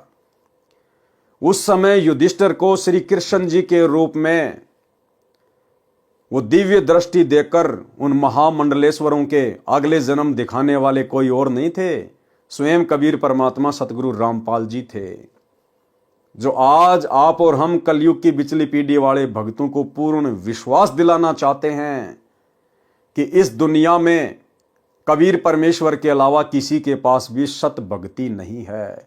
चाहे कोई कितना ही बड़ा शंकराचार्य क्यों ना बना बैठा है, अगले जन्म में 84 लाख में जाएगा। यह सब देखकर युधिष्ठिर ने कहा, हे भगवान, फिर तो पृथ्वी संत रहित हो गई है। भगवान श्री कृष्ण ने कहा, जब पृथ्वी संत रहित हो जाएगी तो यहां आग लग जाएगी, सर्व जीव जंतु आपस में लड़ मरेंगे। ये तो पूरे संत की शक्ति से संतुलन बना रहता है। समय समय पर मैं भगवान विष्णु पृथ्वी पर आकर राक्षस वर्ती के लोगों को समाप्त करता हूं, जिससे संत सुखी हो जाते हैं। जिस प्रकार जमींदार अपनी फसल से हानि पहुंचाने वाले अन्य पौधों को, झाड़ खरपतवार आदि को काट काट कर बाहर डाल देता है, तब वह फसल स्वतंत्रता पूर्वक फलती फूलती है। यानी ये संत उस फसल में सिंचाई का सुख प्रदान करते हैं। पूर्ण संत सबको समान सुख देते हैं। जिस प्रकार वर्षा व सिंचाई का जल दोनों प्रकार के पौधों, फसल व खरपतवार का पोषण करते हैं, उनमें सर्व जीव के प्रति दया भाव होता है। अब मैं आपको पूर्ण संत के दर्शन करवाता हूं। एक महात्मा काशी में रहते हैं, उनको बुलवाना है। अब भाई, यदि श्री कृष्ण जी को इस बात का पता था कि पूर्ण संत तो काशी में रहता है, तो भाई फिर वो 33 करोड़ देवी देवता, 88,000 ऋषि, 12 करोड़ ब्राह्मण, आम व्यक्ति, फिर उनको बुलाने की क्या आवश्यकता थी? यदि श्री कृष्ण को पहले पता था कि तुम्हारा यज्ञ तो उस काशी वाले एक पूर्ण संत से होगा, तो पहले जाके उसी के चरण पकड़ के क्यों ना ले आते? भाई और बहनों, ये सारा का सारा खेल कबीर परमात्मा सतगुरु रामपाल जी खेल रहे थे। श्री कृष्ण जी को तो पता भी नहीं। जिस प्रकार हस्तिनापुर की भरी सभा में द्रौपदी का चीरहरण किया जा रहा था, उस समय श्री कृष्ण जी तो अपनी पत्नी रुक्मणी के साथ में चौपड़ पासा खेल रहा था, शतरंज खेल रहा था। उस समय श्री कृष्ण का सूक्ष्म रूप बनाकर कबीर परमात्मा सतगुरु रामपाल जी वहां पर प्रकट हुए और अपनी प्यारी आत्मा की इज्जत रक्षा की, उसका चीर बढ़ाकर। तो ऐसे ही सारा खेल भाई और बहनों परमात्मा खेलता है। इन नीचे की शक्तियों को, इन अवतारों को, ब्रह्मा विष्णु महेश को, जब परमात्मा लीला करता है उनके रूप में, इनको आभास भी नहीं होता है। ये सोच रहे हैं कि हम ही कर रहे हैं, हम ही चल रहे हैं, लेकिन इनके रूप में वो परमात्मा सारा खेल खेल देता है। उसी को कहते हैं समर्थ सतगुरु जो चाहे सो कर ही। अब मैं आपको पूर्ण संत के दर्शन करवाता हूं। एक महात्मा काशी में रहते हैं, उनको बुलवाना है। तब युधिष्ठिर ने कहा कि उस ओर संतों को आमंत्रित करने का कार्य भीमसेन को सौंपा था। पूछते हैं कि वह उन महात्मा तक पहुंचा या नहीं। भीमसेन को बुलाकर पूछा तो उसने बताया कि मैं उससे मिला था। उनका नाम शौपत सुदर्शन है, वाल्मीकि जाति में गृहस्थी संत है, एक झोपड़ी में रहता है। उन्होंने यज्ञ में आने से मना कर दिया। इस पर श्री कृष्ण जी ने कहा कि संत मना नहीं किया करते, सर्व वार्ता जो उनके साथ हुई वह बताओ। तब भीमसेन ने आगे बताया कि मैंने उनको आमंत्रित करते हुए कहा कि हे संत परवर, हमारी यज्ञ में आने का कष्ट करना। उनको पूरा पता बताया। उसी समय वे सुदर्शन संत जी कहने लगे, भीमसेन, आपके पाप के अन्न को खाने से संतों को दोष लगेगा। करोड़ों सैनिकों की हत्या करके आपने तो घोर पाप कर रखा है। आज आप राज्य का आनंद ले रहे हो। युद्ध में वीर गति को प्राप्त सैनिकों की विधवा पत्नी व अनाथ बच्चे रह रहकर अपने पति व पिता को याद करके फूट फूट कर घंटों रोते हैं। बच्चे अपनी माँ से लिपट कर पूछ रहे हैं, माँ पापा छुट्टी नहीं आए, कब आएंगे, हमारे लिए नए वस्त्र लाएंगे। दूसरी लड़की कहती है कि मेरे लिए नई साड़ी लाएंगे, बड़ी होने पर जब मेरी शादी होगी तब मैं उसे बांध कर ससुराल जाऊंगी। वह लड़का जो 10 वर्ष की आयु का है कहता है कि मैं अब की बार पापा जी से कहूंगा कि आप नौकरी पर मत जाना। मेरी माँ तथा भाई बहन आपके बिना बहुत दुख पाते हैं। माँ तो सारा दिन रात आपकी याद करके जब देखो एकांत जगह पर रो रही होती है। या तो हम सबको अपने पास बुला लो, या आप हमारे साथ रहो। छोड़ दो नौकरी को, मैं जवान हो गया हूं। आपकी जगह मैं फौज में जाकर देश सेवा करूंगा। आप अपने परिवार में रहो। आने दो पिताजी को, बिल्कुल नहीं जाने दूंगा। उन बच्चों को दुखी होने से बचाने के लिए उनकी मां ने उन्हें ये नहीं बताया कि आपके पिताजी युद्ध में मर चुके हैं, क्योंकि उस समय वे बच्चे अपने मामा के घर गए हुए थे। केवल छोटा बच्चा जो 1.5 वर्ष की आयु का था वही घर पर था। अन्य बच्चों को जानबूझकर नहीं बुलाया था। इस प्रकार उन मासूम बच्चों की आपसी वार्ता से दुखी होकर उनकी माता का हृदय पति की याद के दुख से भर आया। उसे हल्का करने के लिए रोने के लिए दूसरे कमरे में जाकर फूट फूट कर रोने लगी। तब सारे बच्चे माँ के ऊपर गिरकर रोने लगे। संबंधियों ने आकर शांत करवाया। कहा कि बच्चों को स्पष्ट बताओ कि आपके पिताजी युद्ध में वीर गति को प्राप्त हो गए हैं। जब बच्चों को पता चला कि हमारे पापा यानी पिताजी अब कभी नहीं आएंगे, तब उस स्वार्थी राजा को कोसने लगे जिसने अपने भाई बंटवारे के लिए दुनिया के लालों का खून पी लिया। ये कोई देश रक्षा की लड़ाई भी नहीं थी जिसमें हम संतोष कर लेते कि देश के हित में प्राण दिए हैं। इस खूनी राजा ने अपने ऐशो आराम के लिए खून की नदी बहा दी। अब उस पर मौज कर रहा है। आगे संत सुदर्शन सुपच बता रहे हैं कि भीम ऐसे ऐसे करोड़ों प्राणी युद्ध की पीड़ा से पीड़ित हैं, उनकी हाय आपको चैन नहीं लेने देगी। चाहे करोड़ यज्ञ करो, ऐसे दुष्ट अन्न को कौन खाए। यदि मुझे बुलाना चाहते हो तो मुझे पहले किए हुए 100 यज्ञों का फल देने का संकल्प करो, अर्थात 100 यज्ञों का फल मुझे दो, तब मैं आपके भोजन पाऊं। इसीलिए भाई और बहनों, सतगुरु देव भगवान की प्रेरणा से ये दास वीडियो बनाता है, आप सभी भगत भाई बहनों को समझाता है कि सरकार की तरफ से जो मुफ्त में राशन दिया जाता है, जो राशन दिया जाता है, कुछ भी हो, आप और हम भगत भाई बहनों ने बिल्कुल भी स्वीकार नहीं करना है, क्योंकि वो जो पैसा है वो गरीब जनता के टैक्स का पैसा है, गरीब जनता की हाय है। और सरकार के द्वारा मुफ्त में जो राशन दिया जाएगा, यदि हम उसको खाएंगे तो ना जाने कितने करोड़ों लोगों की हाय और बद्दुआ भी हम साथ में खाएंगे। हमारा भजन भंग हो जाएगा, हमारा मन विचलित हो जाएगा, भक्ति में हमारा मन नहीं लगेगा, मर्यादा टूटेगी। इसलिए दास आप सभी भगत भाई बहनों को मना करता है। फिर सुपच ने यहां पर कहा कि ऐसे ऐसे 100 यज्ञों का फल पहले मुझे समर्पित करो, तब मैं तुम्हारा भोजन खाऊंगा। भाई और बहनों, ये तो द्वापर की बातें हैं। द्वापर में परमात्मा ने किसी को भी पूर्ण ज्ञान नहीं दिया था, अपनी भक्ति बचाने का पूर्ण साधन नहीं बताया था। ये पूर्ण ज्ञान तो परमात्मा ने वर्तमान कलयुग की बिचली पीढ़ी में देना था।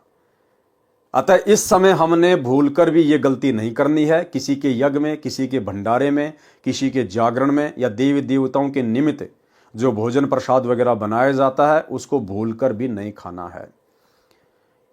और वर्तमान में हमें कोई 100 यज्ञों का फल तो क्या, यदि हमें 1 करोड़ अश्वमेघ यज्ञ का फल देना स्वीकार करे, तो भी हम भाई बहनों ने उस घर का 1 गिलास पानी भी नहीं पीना है, उस भंडारे का एक अन्न भी नहीं खाना है, अन्यथा हमारी भक्ति नष्ट होगी। यदि मुझे बुलाना चाहते हो तो मुझे पहले किए हुए 100 यज्ञों का फल देने का संकल्प करो, अर्थात 100 यज्ञों का फल मुझे दो, तब मैं आपके भोजन पाऊंगा। सुदर्शन जी के मुख से इस बात को सुनकर भीम ने बताया कि मैं बोला, आप तो कमाल के व्यक्ति हो, 100 यज्ञों का फल मांग रहे हो, ये हमारी दूसरी यज्ञ है, आपको 100 का फल कैसे दें। इससे अच्छा तो आप मत आना, आपके बिना कौन सी यज्ञ संपूर्ण नहीं होगी। जब स्वयं भगवान कृष्ण जी हमारे साथ हैं तो तेरे न आने से क्या यज्ञ पूर्ण नहीं होगा। सर्व वार्ता सुनकर श्री कृष्ण जी ने कहा, भीम, संतों के साथ ऐसा आपत्तिजनक व्यवहार नहीं करना चाहिए।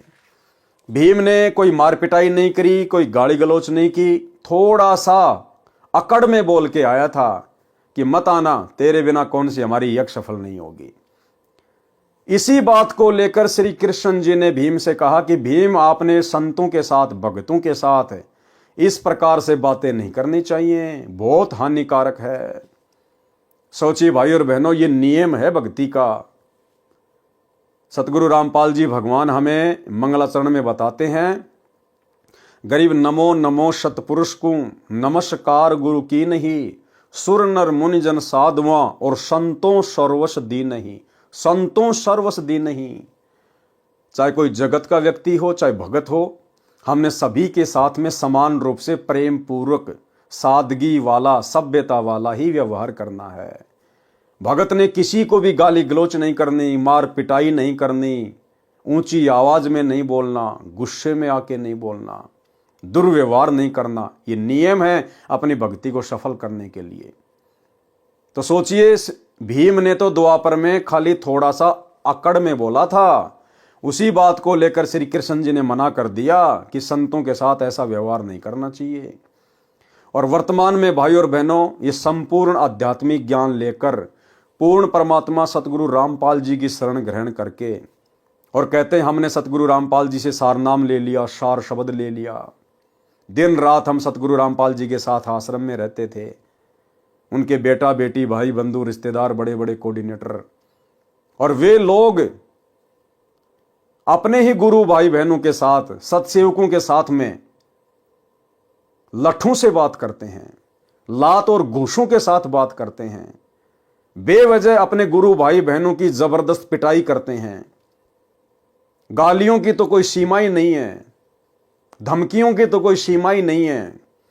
सोचिए भाई और बहनों, इनका आने वाले समय में क्या हश्र होगा। जो कुक्रम इन्होंने अपने गुरु को मानुष मानकर काल प्रेरणा से 2014 बरवाला कांड के बाद सतगुरु रामपाल जी परमेश्वर जी की आत्माओं के साथ किया है, आने वाले समय में परमेश्वर के विधान अनुसार इनको भोगना पड़ेगा। सर्वे वार्ता सुनकर श्री कृष्ण जी ने कहा, भीम, संतों के साथ ऐसा आपत्तिजनक व्यवहार नहीं करना चाहिए। 7 समंदरों का अंत पाया जा सकता है, परंतु सतगुरु कबीर साहिब के संत का पार नहीं पा सकते। उस महात्मा सुदर्शन वाल्मीकि के एक बाल के समान 3 लोक भी नहीं है। मेरे साथ चलो उस परमपिता परमात्मा के प्यारे हंस को लाने के लिए। तब 5 पांडव व श्री कृष्ण भगवान शौपथ सुदर्शन की झोपड़ी की ओर रथ में बैठकर चले। 1 योजन अर्थात 12 किलोमीटर पहले रथ से उतरकर नंगे पैरों चले तथा रथ को खाली लेकर रथवान पीछे पीछे चला। भाई और बहनों, ये लीला भी श्री कृष्ण जी के रूप में कबीर परमात्मा सतगुरु रामपाल जी भगवान ही कर रहे थे। 5 पांडवों को लेकर गए नंगे पैरों। आप और हम बिचली पीढ़ी वालों को एक संदेशा देना था परमात्मा ने, कि वो तो खाली सुपर सुदर्शन को एक भगत मान रहे थे, और तुम्हारे सामने तो आज धरती पर स्वयं कबीर परमात्मा प्रकट है, तुम्हारे गुरुदेव भगवान के रूप में प्रकट है। तो तुम्हारा व्यवहार, तुम्हारा आचरण, तुम्हारा बोलचाल अपने गुरुदेव भगवान के साथ में कैसा होना चाहिए। लेकिन काल प्रेरणा से सतलोक आश्रम मैनेजमेंट हरियाणा इस परम संत को नहीं पहचान पाया, आज भी नहीं पहचान पा रहा, और अपनी उल्टी हरकतों के चलते, अपनी मनमानियों के कारण जजों के खिलाफ 3 पुस्तकें लिखकर प्रशासन को भड़काकर बरवाला कांड जैसी घटना को जन्म दे दिया गया, जिसके चलते आज वो पूर्ण परमात्मा पिछले 10 वर्षों से हिसार की जेल में बैठा हुआ है। 1 योजन अर्थात 12 किलोमीटर पहले रथ से उतरकर नंगे पैरों चले तथा रथ को खाली लेकर रथवान पीछे पीछे चला। उस समय स्वयं कबीर साहेब सुदर्शन सुपच का रूप बनाकर झोपड़ी में बैठ गए। वह सुदर्शन को अपनी गुप्त प्रेरणा से मन में संकल्प उठाकर कहीं दूर के संत या भगत से मिलने भेज दिया, जिसमें आने व जाने में कई रोज लगने थे। तब सुदर्शन के रूप में सतगुरु की चमक व शक्ति देखकर सर्व पांडव बहुत प्रभावित हुए। स्वयं श्री कृष्ण जी ने लंबी दंडवत प्रणाम की। तब देखा देखी सर्व पांडवों ने भी की, ऐसा ही किया। श्री कृष्ण जी की तरफ नजर करके सुपर सुदर्शन ने आदर पूर्वक कहा कि हे त्रिभुवन नाथ, आज इस दीन के द्वार पर कैसे? मेरा अहोभाग्य कि आज दीनानाथ विशंबर नाथ मुझ तुच्छ को दर्शन देने स्वयं चलकर आए हैं। सबको आदर पूर्वक बैठा दिया तथा आने का कारण पूछा। उस समय श्री कृष्ण जी ने कहा कि हे जानी जान, आप सर्वगति से परिचित हैं। पांडवों ने यज्ञ की है, वह आपके बिना संपूर्ण नहीं हो रही है। कृपया इनको कृतार्थ करें। उसी समय वहां उपस्थित भीम की ओर संकेत करते हुए सुदर्शन रूपधारी परमेश्वर कबीर जी ने कहा कि ये वीर मेरे पास आया था तथा अपनी मजबूरी से इसे अवगत करवाया था। उस समय श्री कृष्ण जी ने कहा कि हे पूर्ण ब्रह्म, आपने स्वयं अपनी वाणी में कहा है कि संत मिलन को चालिए तज माया अभिमान, जो जो पग आगे धरे सो सो यज्ञ समान। आज पांचों पांडव राजा हैं तथा मैं स्वयं द्वारिकाधीश आपके दरबार में राजा होते हुए भी नंगे पैरों उपस्थित हूं। अभिमान का नामो निशान भी नहीं है तथा स्वयं भीम ने भी खड़ा होकर उस दिन कहे हुए अपशब्दों की चरणों में पड़कर क्षमा याचना की। श्री कृष्ण जी ने कहा, हे नाथ, आज यहाँ आपके दर्शनार्थ आए, आपके 6 सेवकों के कदमों के यज्ञ समान फल को स्वीकार करते हुए सो आप रखो तथा शेष हम भिखारियों को दान दीजिए ताकि हमारा भी कल्याण हो। इतना आधीन भाव सर्व उपस्थित जनों में देखकर जगत गुरु साहेब करुणामय सुदर्शन रूप में अति प्रसन्न हुए। कबीर साधु भूखा भाव का, धन का भूखा नाही, जो कोई धन का भूखा वो साधु भी नहीं। उठकर उनके साथ चल पड़े। जब सुदर्शन जी यज्ञशाला में पहुंचे तो चारों ओर एक से एक ऊंचे सुसज्जित आसनों पर विराजमान महामंडलेश्वर सुदर्शन जी के रूप व वेश, दोहरी धोती, घुटनों से थोड़ी नीचे तक, छोटी छोटी दाढ़ी, सिर के बिखरे केस, न बड़े न छोटे, टूटी फूटी जूती, मैले से कपड़े, तेजोमय शरीर को देखकर अपने मन में सोच रहे हैं कि ऐसे अपवित्र व्यक्ति से शंख 7 जन्म भी नहीं बच सकता। ये तो हमारे सामने ऐसे है जैसे सूर्य के सामने दीपक। श्री कृष्ण जी ने स्वयं उस महात्मा का आसन अपने हाथों से लगाया, बिछाया, क्योंकि श्री कृष्ण जी श्रेष्ठ आत्मा हैं, भगवान हैं। उन्होंने सुदामा व भिलनी को भी हृदय से चाहा। अब बताइए भाई और बहनों, सुदामा और भिलनी को हृदय से किसने चाहा था? जब सुदामा द्वारिका में गया श्री कृष्ण से मिलने, तो उस समय कबीर परमात्मा सतगुरु रामपाल जी ने श्री कृष्ण जी में गुप्त प्रेरणा करके उनको 8-10 दिन के लिए बाहर के टूर पर भेज दिया और स्वयं श्री कृष्ण जी का रूप बनाकर अपने प्रिय भगत सुदामा जी के चरण धोए। और जब भिलनी के पास गए थे त्रेता युग में श्री रामचंद्र रूप में, तो भाई और बहनों उस समय वो दशरथ पुत्र रामचंद्र नहीं था जिसने भिलनी के जूठे बेर बड़े प्रेम से खाए थे। अगर रामचंद्र होता तो पीछे उसका भाई लक्ष्मण था, मुंह चढ़ा रहा था, एक भी बेर नहीं खाया, पीछे फेंक रहा था। तो अपने भगत के लिए ना जाने ये परमात्मा कब और कौन सा रूप धारण कर ले, किसी को पता भी नहीं चलता है।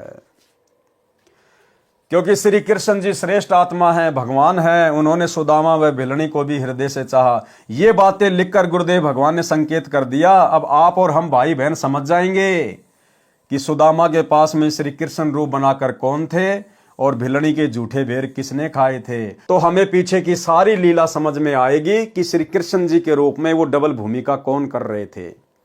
जिस प्रकार काशी के भंडारे में वो कबीर परमात्मा स्वयं ही केशव बंजारा बनकर सवाल कर रहा था और कबीर रूप में परमात्मा जवाब दे रहे थे, ठीक ऐसे ही सारी की सारी भूमिका श्री कृष्ण जी के रूप में कबीर परमात्मा सतगुरु रामपाल जी स्वयं ही कर रहे हैं।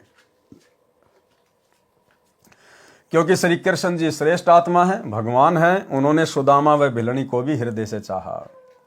यहां तो स्वयं परमेश्वर पूर्ण ब्रह्म सत्य पुरुष अकाल मूर्ति आए हैं। फिर द्रौपदी से कहा कि हे बहन, सुदर्शन महात्मा जी आए हैं, भोजन तैयार करो, बहुत पहुंचे हुए संत हैं। द्रौपदी देख रही है कि संत लक्षण तो एक भी नहीं दिखाई देते हैं। ये तो एक दारिद्र गृहस्थी व्यक्ति है, न तो वस्त्र भगवा, न गले में माला, न तिलक, न सिर पर बड़ी जटा, न मुंड ही मुंडवा रखा और न ही कोई चिमटा झोली कमंडल लिए हुए था। श्री कृष्ण जी के कहते ही स्वादिष्ट भोजन कई प्रकार का बनाकर एक सुंदर थाल चांदी का उसमें परोसकर सुदर्शन जी के सामने रख दिया। द्रौपदी ने मन ही मन में विचार किया कि आज तो ये भगत भोजन को खाएगा तो उंगली चाटता रह जाएगा, जिंदगी में ऐसा भोजन कभी नहीं खाया होगा। सुदर्शन जी ने नाना प्रकार के भोजन को थाली में इकट्ठा किया तथा खिचड़ी सी बनाई। उस समय द्रौपदी ने देखा कि इसने तो सारा भोजन खीर, खांड, हलवा, सब्जी, दही, बड़े आदि घोलकर एक कर लिया तब मन में दुर्भावना पूर्वक विचार किया कि इस मूर्ख हबसी ने तो खाना खाने का भी ज्ञान नहीं है। ये काहे का संत कैसा शंख बजाएगा, क्योंकि खाना बनाने वाली स्त्री की ये भावना होती है कि मैं ऐसा स्वादिष्ट भोजन बनाऊं कि खाने वाला मेरे भोजन की प्रशंसा कई जगह करे। प्रत्येक बहन की यही आशा होती है। लेकिन अब सतगुरु रामपाल जी परमेश्वर जी की शरण में आने के बाद आप और हम भगत भाई बहनों ने इस प्रकार की भावना अपने मन में उत्पन्न नहीं करनी है कि मेरे घर का भोजन खा के ये भगत 20 जगह गुणगान करे। अरे हम तो खुद उस समर्थ परमात्मा सतगुरु रामपाल जी भगवान के द्वारा फेंके गए टुकड़े खाकर और अपनी भक्ति सफल करने में लगे हुए हैं। हमें तो खुद ही स्वादिष्ट व्यंजन खाने का शौक नहीं है, तो हमारे अंदर वर्तमान में किसी भी भगत भाई या भगत बहन में इस प्रकार के विचार उत्पन्न नहीं हो जाने चाहिए कि ये भगत पिछली बार वहां भी गया था और अब की बार मेरे यहाँ आया है, अब की बार तो ऐसा भोजन बनाऊंगी मेरी तारीफ करेगा। सौपन में भी नहीं सोचना। अगर आपके घर में सब्जी रोटी नहीं है, अगर चटनी रोटी है, तो भगवान को भोग लगा के प्रसाद रूप में उसके सामने पेश कर दो। ना मन में कोई शंका होनी चाहिए कि मेरे घर का रूखा सूखा खा के बाहर जाके क्या कहेगा। बिल्कुल भी नहीं, क्योंकि जब हमने भगवान को भोग लगा दिया, क्योंकि सबसे पहले हम सत्सेवकों के घरों में अपने गुरु को भोग लगता है, और जब भगवान को भोग लगा दिया, भगवान ने स्वीकार कर लिया, उसके बाद वो प्रसाद बन जाता है। और प्रसाद के विषय में कौन क्या सोचता है, फिर ये सामने वाले के अपने कर्म हैं। वह बेचारी 1 घंटे तक धुएं से आंखें खराब करे और मेरे जैसा कह दे कि नमक तो है ही नहीं, तब उसका मन बहुत दुखी होता है। इसलिए संत जैसा मिल जाए उसे खाकर सराहना ही करते हैं। यदि कोई न खा सके तो नमक कहकर संत नहीं मांगता। ठीक इसी प्रकार भगत भाई बहनों की भी जिम्मेदारी है। यदि हमें कहीं भी जाना पड़ जाए, किसी साथ संगति में या अपने किसी भगत भाई बहन के घर पे या किसी भी अनुपदेशी के यहाँ पर, हालांकि अनुपदेशियों के तो हम यहाँ जाते नहीं, और जाते हैं तो हम भोजन पानी वहाँ पर खाते नहीं। यदि अपने भगत भाई बहनों के घरों पर भी जाते हैं और जैसा भी हमारे को खाने को मिल जाए रूखा सूखा, भाई और बहनों हमारे मन में भी नहीं आना चाहिए कि इन्होंने तो सब्जी भी नहीं बनाई और रोटी भी ठंडी है। मन में नहीं आना चाहिए बिल्कुल भी भाई और बहनों के, क्योंकि आपकी आंखों के सामने आपके गुरुदेव भगवान को पहले भोग लगा है, और जब गुरुदेव भगवान ने रूखा सूखा स्वीकार कर लिया, फिर हमारी क्या औकात है 2 कौड़ी के जीवों की जो हम उसमें मीन मेख निकालें। इसलिए संत जैसा मिल जाए उसे खाकर सराहना ही करते हैं। यदि कोई न खा सके तो नमक कहकर संत नहीं मांगता। संतों ने नमक का नाम राम रस रखा हुआ है। कोई ज्यादा नमक खाने का अभ्यस्त हो तो कहेगा कि भैया राम रस लाना। घर वालों को पता ही नहीं चले कि क्या मांग रहा है, क्योंकि सत्संग में सेवा में अन्य सेवक ही होते हैं, न ही भोजन बनाने वाले को दुख हो। एक समय एक नया भगत किसी सत्संग में पहली बार गया। उसमें किसी ने कहा कि भगत जी राम रस लाना, दूसरे ने भी कहा कि राम रस लाना, तथा थोड़ा राम रस अपनी हथेली पर रखवा लिया। उस नए भगत ने खाना खा लिया था, परंतु पंक्ति में बैठा अन्य भक्तों के भोजन पाने का इंतजार कर रहा था कि इकट्ठे ही उठेंगे। ये भी एक औपचारिकता सत्संग में होती है। उसने सोचा रामरस कोई खास मीठा खाद्य पदार्थ होगा, ये सोचकर कहा कि मुझे भी रामरस देना। तब सेवक ने थोड़ा सा रामरस नमक उसके हाथ पर रख दिया। तब वह नया भगत बोला, ये के कान कहलाना है, चोखा सा रख दे। नया भगत था, उसको पता नहीं था कि भाई नमक को रामरस कहते हैं। तो जब थोड़ा सा उस भगत ने रखा उसकी हथेली पे, तो उस नए भगत ने कहा कि भैया कोई कानों के थोड़ी लगाना है, अरे खाना है ढंग से दे। उसने देखा कि रामरस है, जब नाम इतना मीठा है तो खाने में कितना मीठा होगा। उसने सोचा रामरस कोई खास मीठा खाद्य पदार्थ होगा, ये सोचकर कहा मुझे भी रामरस देना। तब सेवक ने थोड़ा सा रामरस उसके हाथ पर रख दिया। तब वह नया भगत बोला, ये के कान कहलाना है, चोखा सा रख दे। तब उस सेवक ने 2-3 चम्मच रख दिया। उस नए भगत ने उस बारीक नमक को कोई खास मीठा खाद्य प्रसाद समझकर फांका मारा। तब चुपचाप उठा तथा बाहर जाकर कुल्ला किया। फिर किसी भगत से पूछा, रामरस किसे कहते हैं? तब उस भगत ने बताया कि नमक को रामरस कहते हैं। तब वह नया भगत कहने लगा कि मैं भी सोच रहा था कि कहें तो रामरस है परंतु इतना खारा। फिर विचार आया कि हो सकता है नए भक्तों पर परमात्मा प्रसन्न नहीं हुए हों, इसलिए खारा लगा हो। मैं एक बार फिर से कोशिश करता, अच्छा हुआ जो मैंने आपसे स्पष्ट कर लिया। फिर उसे बताया गया कि नमक को रामरस किस लिए कहते हैं। सुपथ सुदर्शन जी ने थाली वाले मिले हुए उस सारे भोजन को 5 ग्रास बनाकर खा लिया। 5 बार शंख ने आवाज की, उसके पश्चात शंख ने आवाज नहीं की। परमात्मा ने सारे भोजन के 5 ग्रास बना लिए। अब भाई और बहनों, हम भगत भाई बहनों ने ये कॉपी नहीं करनी है कि हम भी प्रतिदिन हमारे घर पर जो भोजन बने या कहीं भी बने सारे को गोल मोड़ करके उसके 5 ग्रास बनाकर खाएं। परमेश्वर ने तो उस समय केवल एक लीला करनी थी, वो पंचजन्य शंख बजाना था। इसलिए परमात्मा ने सारे भोजन को मिलाया और जो है 5 उसके जो है वो ग्रास बनाए। दूसरा, परमात्मा हमें शिक्षा देना चाहते हैं कि ये मन बड़ा भड़वा है, इसको अगर नई नई चीजें खाने को मिलेंगी तो दोबारा से उन्हीं चीजों की डिमांड करेगा। इसलिए मन को संतों ने कभी भी स्वाद नहीं देना चाहिए, स्पेशल कोई टेस्ट नहीं देना चाहिए। इसलिए यह सोचकर कि मन को मौका ना मिले फिर से उसी चीज को खाने के लिए, वही डिमांड करने के लिए, इसलिए परमात्मा ने उसको गोल मथोल कर लिया कि आज तो भैया यहां मैं कचौड़ी पकौड़ी समोसे खा लूंगा, दही बड़े खा लूंगा, कल को जाके मेरी झोपड़ी में फिर मेरे को वही रुखी सूखी रोटी खानी है। तो ये मन तो बड़ा भड़वा है, कल को कहेगा हाँ दही बड़े बहुत अच्छे थे, कचौरी बहुत अच्छी थी, तो फिर ये दुखी करेगा, परेशान करेगा। तो परमेश्वर हमें शिक्षा देना चाह रहे हैं कि हमें जैसा भी मिले, रूखा सूखा मिले, चाहे 56 प्रकार का भोग मिले, हमने उसमें ना तो कोई विशेष रुचि दिखानी है, ना हमने उसकी विशेष कोई जो है वो प्रशंसा करनी है। जैसा मिल जाए भगवान का प्रसाद समझ के खा लेना है। हमने केवल अपनी भक्ति को सफल करना है। हमने केवल जीवन जीने के लिए भोजन का सहारा लेना है, टेस्ट के लिए नहीं। व्यंजन 36 परोसिया जहां द्रौपदी रानी, बिन आदर सत्कार के कहीं शंख न बानी। पंच गिरासी वाल्मीकि पंचे बर बोले, आगे शंख पंचायन कपाट न खोले।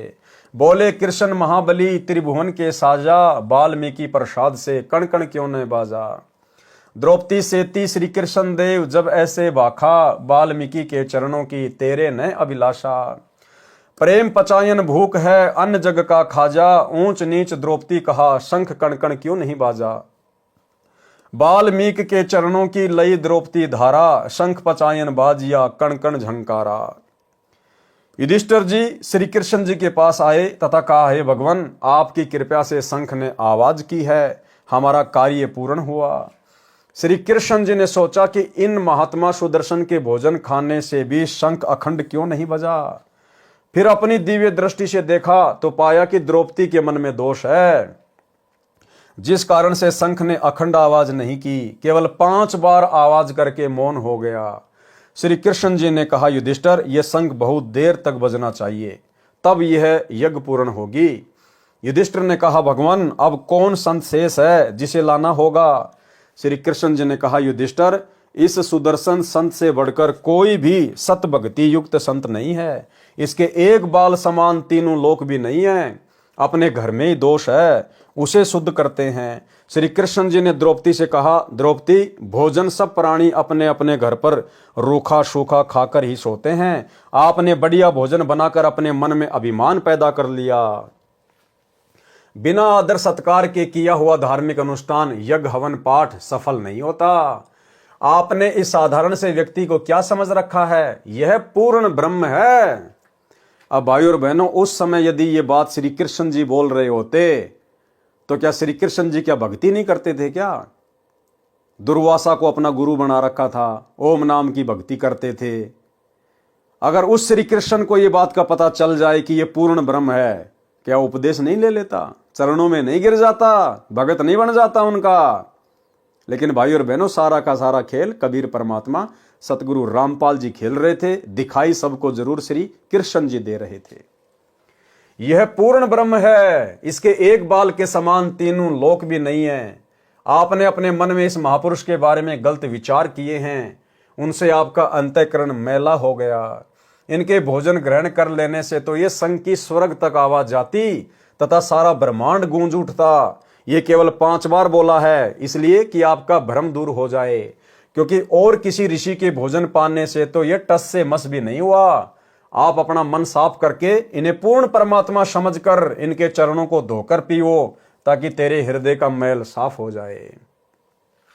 उसी समय द्रौपदी ने अपनी गलती को स्वीकार करते हुए संत से क्षमा याचना की और शुपथ सुदर्शन के चरण अपने हाथों धोकर चरना अमृत बनाया। रज भरे यानी धूल भरे जल को पीने लगी। जब आधा पी लिया तब भगवान श्री कृष्ण जी ने कहा, द्रौपदी कुछ अमृत मुझे भी दे दो ताकि मेरा भी कल्याण हो। यह कहकर श्री कृष्ण जी ने द्रौपदी से आधा बचा हुआ चरणामृत पिया। उसी समय वही पंचायन शंख इतने जोरदार आवाज से बजा कि स्वर्ग तक ध्वनि सुनी। तब पांडवों की वह यज्ञ सफल हुई। प्रमाण के लिए अमृतवाणी पारक का अंग। ग्रीव सुपच शंख सब करत हैं, नीच जाति बिस्चूक, पौमी बिगसी स्वर्ग सब खिले जो पर्वत रूख। गरीब करी द्रौपदी दिल मंजना, सुपच चरण पी धोय, बाजे शंख सर्वकला रहे आवाज गोय। गरीब द्रौपदी चरणामृत लिए, सुपच शंख नहीं कीन, बाजा शंख अखंड धुनि गण गंधर्व ल्योलीन। गरीब फिर पंडों की यज्ञ में शंख पचायन टेर, द्वादश कोटि पंडित जहां पड़ी सभन की मेर। गरीब करी श्री कृष्ण भगवान को चरणामृत स्यों प्रीत, शंख पचायन जब बजा लिया द्रौपदी सीत। गरीब द्वादश कोटि पंडित जहां और ब्रह्मा विष्णु महेश, चरण लिए जगदीश को जिसको रटता शेष। गरीब वाल्मीकि के बाल समी, नाही तीनों लोक, सुर नर मुनि जन कृष्ण सुधी, पंडों पाई पोष। गरीब वाल्मीकि बैकुंठ पड़ी, स्वर्ग लगाई लात, शंख पचायन घुरत है गण गंधर्व ऋषि मात। गरीब स्वर्ग लोक के देवता, कीने ने पूर्या नाद, सुपच सिंहासन बैठे बाजा अगम अगाध। गरीब पंडित द्वादश कोटि थे, सईदे से सुरबीन, 87 देव में कोई न पद में लीन। गरीब बाजा शंख सुरग सुण्या, 14 भवन उचार, 33 तत न लहा किए न पाया पार। अचला का अंग। गरीब सुपच रूप धरी आईया, सतगुरु पुरुष कबीर, 3 लोक की मेदनी, सुर नर मुनि जन भीर। गरीब सुपच रूप धरी आईया, सब देवन का देव, कृष्ण चंद्र पग धोइया, करी तास की सेव। गरीब 5 पंडों संग हैं, छठे कृष्ण मुरारी, चलिए हमारी यज्ञ में समर्थ सिरजनहार। गरीब 88 ऋषि जहां, देवा 33 कोटि, शंख न बाजा तास ते रहे चरण में लोटी। गरीब पंडित 12 कोटि है और 84 सिद्ध, शंख न बाजा तास ते पिए मान का मद। गरीब पंडों यज्ञ अश्वमेघ में, सतगुरु किया पियान, 5 पांडों संग चले और छठा भगवान। गरीब सुपच रूप को देख कर द्रौपदी मानी शंख, जान गए जगदीश गुरु बाजत नाही शंख। गरीब 56 भोग संजोग कर कीने 5 गिरास, द्रौपदी के दिल दुई है नाही दृढ़ विश्वास। गरीब 5 पंडों यज्ञ करी, कल्प वृक्ष की छाही, द्रौपदी दिल बंक है कण कण बाजा नाही। गरीब 56 भोग न भोगिया, कीने 5 गिरास, खड़ी द्रौपदी उन्मुनी हरदम घालत श्वास। गरीब बोले कृष्ण महाबली, क्यों बाजा नहीं शंख, जान राय जगदीश गुरु काटत है मन बंक। गरीब द्रौपदी दिल को साफ करी, चरण कमल ल्यो ल्याए, वाल्मीकि के बाल सम त्रिलोकी नहीं पाए। गरीब चरण कमल को धोए कर ले द्रौपदी प्रसाद, अंतर सीना साफ होए जरे सकल अपराध। गरीब बाजा शंख सुभान गति, कण कण भई आवाज, स्वर्ग लोक बानी सुनी त्रिलोकी में गाज। गरीब पंडों यज्ञ अश्वमेघ में आए नजर निहाल। जमराजा की बंदी में खलहल पर्या कमाल। अन्य वाणी सतग्रंथ से 33 कोटि यज्ञ में आए 87 सारे। 12 कोटि वेद के वक्ता सुपच का शंख बजारे। अर्जुन सहित पांडवों को युद्ध में की गई हिंसा के पाप लगे। परमेश्वर कबीर जी ने धर्मदास जी को बताया कि उपरोक्त विवरण से सिद्ध हुआ कि पांडवों को युद्ध की हत्याओं का पाप लगा। आगे सुन और सुनाता हूं। दुर्वासा ऋषि के श्रापवश यादव कुल आपस में लड़कर प्रभास क्षेत्र में यमुना नदी के किनारे नष्ट हो गया। श्री कृष्ण जी भगवान को एक शिकारी ने पैर में विषाक्त तीर मारकर घायल कर दिया था। उस समय श्री कृष्ण जी ने उस शिकारी को बताया कि आप त्रेता युग में सुग्रीव के बड़े भाई बाली थे तथा मैं रामचंद्र था। आपको मैंने धोखा करके वृक्ष की ओट लेकर मारा था। आज आपने वह बदला प्रतिशोध चुकाया है। पांचों पांडवों को पता चला कि यादव आपस में लड़ मरे हैं। वे द्वारिका पहुंचे। वहां गए जहां पर श्री कृष्ण जी तीर से घायल तड़फ रहे थे। पांचों पांडवों के धार्मिक गुरु श्री कृष्ण जी थे। श्री कृष्ण जी ने पांडवों से कहा, आप मेरे अति प्रिय हो। मेरा अंत समय आ चुका है। मैं कुछ ही समय का मेहमान हूं। मैं आपको अंतिम उपदेश देना चाहता हूं। कृपया ध्यान पूर्वक सुनो। ये कहकर श्री कृष्ण जी ने कहा, आप द्वारिका की स्त्रियों को इंद्रप्रस्थ ले जाना। यहां कोई नर यादव शेष नहीं बचा है। आप अति शीघ्र राज्य त्याग कर हिमालय चले जाओ। वहां अपने शरीर के नष्ट होने तक तपस्या करते रहो। इस प्रकार हिमालय की बर्फ में गलकर नष्ट हो जाओ। युधिष्ठिर ने पूछा, हे भगवान, हे गुरुदेव श्री कृष्ण, क्या हम हिमालय में गलकर मरने का कारण जान सकते हैं? यदि आप उचित समझें तो बताने की कृपा करें। श्री कृष्ण जी ने कहा, युधिष्ठिर, आपने युद्ध में जो प्राणियों की हिंसा करके पाप किया है, उस पाप का प्रायश्चित करने के लिए ऐसा करना अनिवार्य है। इस प्रकार तपस्या करके प्राण त्यागने से आपके महाभारत युद्ध में किए गए पाप नष्ट हो जाएंगे। और भाइयों और बहनों, गीता अध्याय 2 श्लोक नंबर 37 और 38 में श्री कृष्ण जी के अंदर भूत की तरह प्रवेश करके काल कह रहा था कि अर्जुन, तू युद्ध कर, तुझे कोई पाप नहीं लगेगा। तेरे दोनों हाथों में लड्डू हैं। जीत गया तो पृथ्वी का राज्य भोगेगा, और युद्ध में वीर गति को प्राप्त कर गया तो स्वर्ग का राज्य भोगेगा। और अब श्री कृष्ण जी क्या कह रहे हैं कि हिमालय में जाके गड़ जाओ, मर जाओ। तुम्हारे ऊपर इतने भयंकर पाप रखे महाभारत के युद्ध के, कटने मुश्किल हैं। तो भाई और बहनों, ऐसे श्री कृष्ण जी के अंदर प्रेत की तरह प्रवेश करके और उस काल में महाभारत का युद्ध करवाया था। कबीर जी बोले, हे धर्मदास, श्री कृष्ण जी के श्री मुख से उपरोक्त वचन सुनकर अर्जुन आश्चर्य में पड़ गया। सोचने लगा कि श्री कृष्ण जी आज फिर कह रहे हैं कि युद्ध में किए पाप नष्ट इस विधि से होंगे। अर्जुन अपने आप को नहीं रोक सका। उसने श्री कृष्ण जी से कहा, हे भगवान, क्या मैं आपसे अपनी शंका का समाधान करा सकता हूं? अब भाइयों और बहनों, उस समय अर्जुन के अंदर ये प्रबल, ये प्रेरणा श्री कृष्ण जी से सवाल करने की कि आप युद्ध में क्या कह रहे थे, अब क्या स्टेटमेंट दे रहे हो, कबीर परमात्मा सतगुरु रामपाल जी भगवान ने की आप और हम बिचली पीढ़ी वालों के लिए, ताकि आप और हमारे सामने श्री कृष्ण जी के माध्यम से सच्चाई आ सके। उसने श्री कृष्ण जी से कहा, ये भगवान, क्या मैं आपसे अपनी शंका का समाधान करा सकता हूं? वैसे तो गुरुदेव, ये मेरी गुस्ताखी है, क्षमा करना, क्योंकि आप ऐसी स्थिति में हैं कि आपसे ऐसी वैसी बातें करना उचित नहीं जान पड़ता। यदि प्रभु मेरी शंका का समाधान नहीं हुआ तो यह शंका रूपी कांटा आयु पर्यंत खटकता रहेगा। मैं चैन से जी नहीं सकूंगा। श्री कृष्ण जी ने कहा, हे अर्जुन, तू जो पूछना चाहता है निसंकोच होकर पूछ। मैं अंतिम श्वास गिन रहा हूं। जो कहूंगा सत्य कहूंगा। अर्जुन बोला, हे श्री कृष्ण, आपने श्री मद् भगवद गीता का ज्ञान देते समय कहा था कि अर्जुन, तू युद्ध कर, तुझे युद्ध में मारे जाने वालों का पाप नहीं लगेगा। तू केवल निमित्त मात्र बन जा। ये सर्व योद्धा मेरे द्वारा पहले ही मारे जा चुके हैं। प्रमाण गीता अध्याय 11 श्लोक 32 और 33। आपने ये भी कहा कि अर्जुन युद्ध में मारा गया तो स्वर्ग को चला जाएगा। यदि युद्ध जीत गया तो पृथ्वी के राज्य का सुख भोगेगा। तेरे दोनों हाथों में लड्डू हैं। प्रमाण श्रीमद् भगवत गीता अध्याय 2 श्लोक नंबर 37।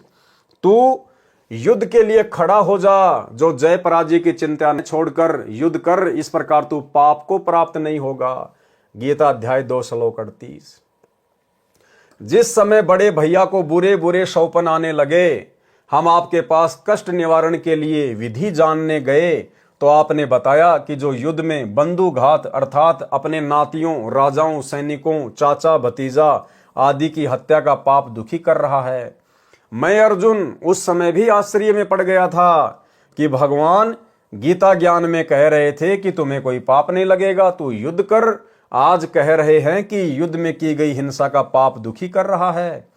आपने पाप नाश होने का समाधान बताया। अश्वमेध यज्ञ जिसमें करोड़ों रुपए का खर्चा हुआ, उस समय मैं अपने मन को मारकर यह सोचकर चुप रहा कि यदि मैं आप श्री कृष्ण जी से वाद विवाद करूंगा कि आप तो कह रहे थे कि तुम्हें युद्ध में होने वाली हत्याओं का कोई पाप नहीं लगेगा, आज कह रहे हो तुम्हें महाभारत युद्ध में की गई हत्याओं का दुख हो रहा है। कहां गया आपका वह गीता वाला ज्ञान? किस लिए हमारे साथ धोखा किया, गुरु होकर विश्वासघात किया? तो बड़े भैया युधिष्ठिर जी ये न सोच लें कि मेरी चिकित्सा में धन लगना है, इस कारण अर्जुन वाद विवाद कर रहा है। ये मेरे कष्ट निवारण में होने वाले खर्च के कारण विवाद कर रहा है। ये नहीं चाहता कि मैं युधिष्ठिर कष्ट मुक्त हो जाऊं। अर्जुन को भाई के जीवन से धन अधिक प्रिय है। उपरोक्त विचारों को ध्यान में रखकर मैंने सोचा था कि यदि युधिष्ठिर भैया को थोड़ा सा भी ये आभास हो गया कि अर्जुन इस दृष्टिकोण से विवाद कर रहा है, तो भैया अपना समाधान नहीं कराएगा, आजीवन कष्ट को गले से लगाए रहेगा। हे कृष्ण, आपके कहे अनुसार हमने यज्ञ किया, आज फिर आप कह रहे हो कि तुम्हें युद्ध की हत्याओं का पाप लगा है। उसे नष्ट करने के लिए शीघ्र राज्य त्याग कर हिमालय में तपस्या करके गड़ मरो। आपने हमारे साथ ये विश्वासघात क्यों किया? इसलिए आप जैसे संबंधी व गुरु हो तो शत्रुओं की आवश्यकता ही नहीं। हे कृष्ण, हमारे हाथ में तो एक भी लड्डू नहीं रहा, न तो युद्ध में मरकर स्वर्ग गए, न पृथ्वी के राज्य का सुख भोग सके, क्योंकि आप कह रहे हो कि राज्य त्याग कर हिमालय में गल मरो। आंसू टपकाते हुए अर्जुन के मुख से उपरोक्त वचन सुनकर युधिष्ठिर बोला, अर्जुन, जिस परिस्थिति में भगवान है, इस समय यह शब्द बोलना शोभा नहीं देता। श्री कृष्ण जी बोले, हे अर्जुन सुन, मैं आपको सत्य सत्य बताता हूं। गीता जी के ज्ञान में मैंने क्या कहा था, मुझे कुछ नहीं पता। ये जो कुछ भी हुआ है ये होना था, इसे टालना मेरे वश में नहीं था। कोई अन्य शक्ति है जो आप और हमको कठपुतली की तरह नचा रही है। वह तेरे वश न मेरे वश, परंतु जो मैं आपको हिमालय में तपस्या करके शरीर अंत करने की राय दे रहा हूं, ये आपको लाभदायक है। आप मेरे इस वचन का पालन अवश्य करना। ये कहकर श्री कृष्ण जी शरीर त्याग गए। जहां पर उनका अंतिम संस्कार किया गया, उस स्थान पर यादगार रूप में श्री कृष्ण जी के नाम पर द्वारिका में द्वारिकाधीश मंदिर बना है। श्री कृष्ण ने पांडवों से कहा था कि मेरे शरीर का संस्कार करके राख तथा अधजली अस्थियों को एक काष्ठ के संदूक यानी बॉक्स में डालकर उसको पूरी तरह से बंद करके यमुना में प्रवाह कर देना। पांडवों ने वैसा ही किया। वह संदूक बहता हुआ समुद्र में उस स्थान पर चला गया जिस स्थान पर उड़ीसा प्रांत में जगन्नाथ का मंदिर बना है। एक समय उड़ीसा का राजा इंद्रदमन था, जो श्री कृष्ण जी का परम भगत था। शौपन में श्री कृष्ण जी ने बताया कि एक काष्ठ के संदूक में मेरे कृष्ण वाले शरीर की अस्थियां हैं। उस स्थान पर वह संदूक बहकर आ चुका है। उसी स्थान पर उनको जमीन में दबाकर एक मंदिर बनवा दे। राजा ने शौपन अपनी धार्मिक पत्नी तथा मंत्रियों के साथ साझा किया और उस स्थान पर गए तो वास्तव में एक लकड़ी का संदूक मिला। उसको जमीन में दबाकर जगन्नाथ नाम मंदिर बनवाया। संपूर्ण जानकारी पढ़ें इसी पुस्तक कबीर सागर का सरलार्थ में पृष्ठ 245 पर, जिस पर पहले वीडियो बनाया जा चुका है। धर्मदास जी को परमेश्वर कबीर जी ने बताया, हे धर्मदास, सर्व 56 करोड़ यादव का जो आपस में लड़कर मर गए थे, अंतिम संस्कार करके अर्जुन को द्वारिका में छोड़कर चारों भाई इंद्रप्रस्थ चले गए। अकेला अर्जुन द्वारिका की स्त्रियों तथा श्री कृष्ण जी की गोपियों को लेकर आ रहे थे। रास्ते में जंगली लोगों ने अर्जुन को पकड़कर पीटा। अर्जुन के पास अपना गांडीव धनुष भी था जिससे महाभारत का युद्ध जीता था, परंतु उस समय अर्जुन से वही धनुष नहीं चला। अपने आप को शक्तिहीन जानकर अर्जुन कायरों की तरह सब देखता रहा। वे जंगली व्यक्ति स्त्रियों के गहने लूट ले गए तथा कुछ स्त्रियों को भी अपने साथ ले गए। शेष स्त्रियों को साथ लेकर अर्जुन ने इंद्रप्रस्थ को प्रस्थान किया तथा मन में विचार किया कि श्री कृष्ण जी महाधोखेबाज विश्वासघाती था। जिस समय मेरे से युद्ध कराना था तो शक्ति प्रदान कर दी, उसी धनुष से मैंने लाखों व्यक्तियों को मौत के घाट उतार दिया। आज मेरा बल छीन लिया, मैं कायरों की तरह पिट रहा, मेरे से वही धनुष नहीं चला। कबीर परमेश्वर जी ने बताया, धर्मदास श्री कृष्ण जी छलिया नहीं था, वह सर्व कपट काल ब्रह्म ने किया है, जो ब्रह्मा विष्णु व शिव का पिता है, जिसके समक्ष श्री विष्णु श्री कृष्ण तथा शिव आदि की कुछ पेश नहीं चलती। उपरोक्त कथा सुनकर धर्मदास जी ने प्रसन्न किया। धर्मदास ने कहा, हे परमेश्वर, कबीर बंदी छोड़ जी, आपने तो मेरी आंखें खोल दी है प्रभु। हिमालय में तपस्या कर युधिष्ठिर का तो केवल एक पैर का पंजा ही बर्फ से नष्ट हुआ था तथा अन्य के शरीर गड़ गए थे। सुना है वे सर्व पाप मुक्त होकर स्वर्ग चले गए। उत्तर दिया परमेश्वर कबीर जी ने कहा, हे धर्मदास, हिमालय में जो तप पांडवों ने किया वह शास्त्र विधि त्याग कर मनमाना आचरण पूजा होने के कारण व्यर्थ प्रयत्न था। प्रमाण गीता अध्याय 16 श्लोक 23 तथा गीता अध्याय 17 श्लोक 5 व 6 में कहा है कि जो मनुष्य शास्त्र विधि से रहित केवल कल्पित घोर तप को तपते हैं, वे शरीरस्थ परमात्मा को कृश करने वाले हैं। उन अज्ञानियों को नष्ट हुए जान, क्योंकि जैसी तपस्या पांडवों ने की वह गीता जी व वेदों में वर्णित नहीं है, अपितु ऐसे शरीर को पीड़ा देकर साधना करना व्यर्थ बताया है। यजुर्वेद अध्याय 40 मंत्र 15 में कहा है, ओम नाम का जाप कार्य करते करते विशेष कसक के साथ कर, मनुष्य जन्म का मुख्य कर्तव्य जान के कर। यही प्रमाण गीता अध्याय 8 श्लोक 7 व 13 में कहा है कि मेरा तो केवल ओम नाम है, इसका जाप अंतिम श्वास तक करने से लाभ होता है। इसलिए अर्जुन तो युद्ध भी कर तथा सुमरण भक्ति जाप भी कर। अतः हे धर्मदास, जैसी तपस्या पांडवों ने की वह व्यर्थ सिद्ध हुई। गीता अध्याय 3 श्लोक 6 से 8 में कहा है कि जो मूढ़ बुद्धि मनुष्य समस्त कर्म इंद्रियों को रोककर अर्थात हठ योग द्वारा एक स्थान पर बैठकर या खड़ा होकर साधना करता है, वह मन से इंद्रियों का चिंतन करता रहता है। जैसे सर्दी लगी तो शरीर की चिंता, सर्दी का चिंतन, भूख लगी तो भूख का चिंतन आदि होता रहता है। वह हठ से तप करने वाला मिथ्याचारी अर्थात दंभी कहा जाता है। कार्य न करने अर्थात एक स्थान पर बैठ या खड़ा होकर साधना करने की अपेक्षा कर्म करना तथा भक्ति भी करना श्रेष्ठ है। यदि कर्म नहीं करेगा तो तेरा शरीर निर्वाह भी नहीं सिद्ध होगा। विशेष विचार, श्रीमद् भगवद गीता में ज्ञान दो प्रकार का है, एक तो वेदों वाला तथा दूसरा काल ब्रह्म द्वारा सुनाया लोक वेद वाला। ये ज्ञान गीता अध्याय 3 श्लोक 6 से 8 वाला ज्ञान, वेदों वाला ज्ञान ब्रह्म काल ने बताया है। श्री कृष्ण जी द्वारा भी काल ब्रह्म ने पांडवों को लोक वेद सुनाया, जिससे तप हो जाता है। तप से फिर कभी राजा बन जाता है, कुछ सिद्धियां प्राप्त हो जाती हैं, मोक्ष नहीं होता तथा नए पाप ही नष्ट होते हैं। हे धर्मदास, पांचों पांडवों ने विचार करके अभिमन्यु पुत्र परीक्षित को राज तिलक कर दिया। द्रौपदी, कुंती, अर्जुन, भीम व युधिष्ठिर की माता तथा पांचों पांडव श्री कृष्ण जी के आदेश अनुसार हिमालय पर्वत पर जाकर तप करने लगे। कुछ ही दिनों में आहार अभाव से उनके शरीर समाप्त हो गए। केवल युधिष्ठिर का शरीर शेष रहा, उसके पैर का एक पंजा बर्फ में गल पाया था। युधिष्ठिर ने देखा कि उसके परिजन मर चुके हैं, उनके शरीर की आत्माएं निकल चुकी हैं, सूक्ष्म शरीर युक्त आकाश को जाने लगी। तब युधिष्ठिर ने भी अपना शरीर त्याग दिया तथा सूक्ष्म शरीर युक्त युधिष्ठिर कर्मों के संस्कार वश अपने पिता धर्मराज के लोक में गया। धर्मराज ने अपने पुत्र को बहुत प्यार किया तथा उसको रहने का मकान बताया। कुछ समय पश्चात काल ब्रह्म ने युधिष्ठिर में प्रेरणा की, उसे अपने भाइयों व पत्नी द्रौपदी तथा माता कुंती की याद सताने लगी। युधिष्ठिर ने अपने पिता धर्मराज से कहा, हे धर्मराज, मुझे मेरे परिजनों से मिलाइए, मुझे उनकी बहुत याद सता रही है। धर्मराज ने कहा, युधिष्ठिर, वह तेरा परिवार नहीं था, तेरा परिवार तो ये है, तू मेरा पुत्र है।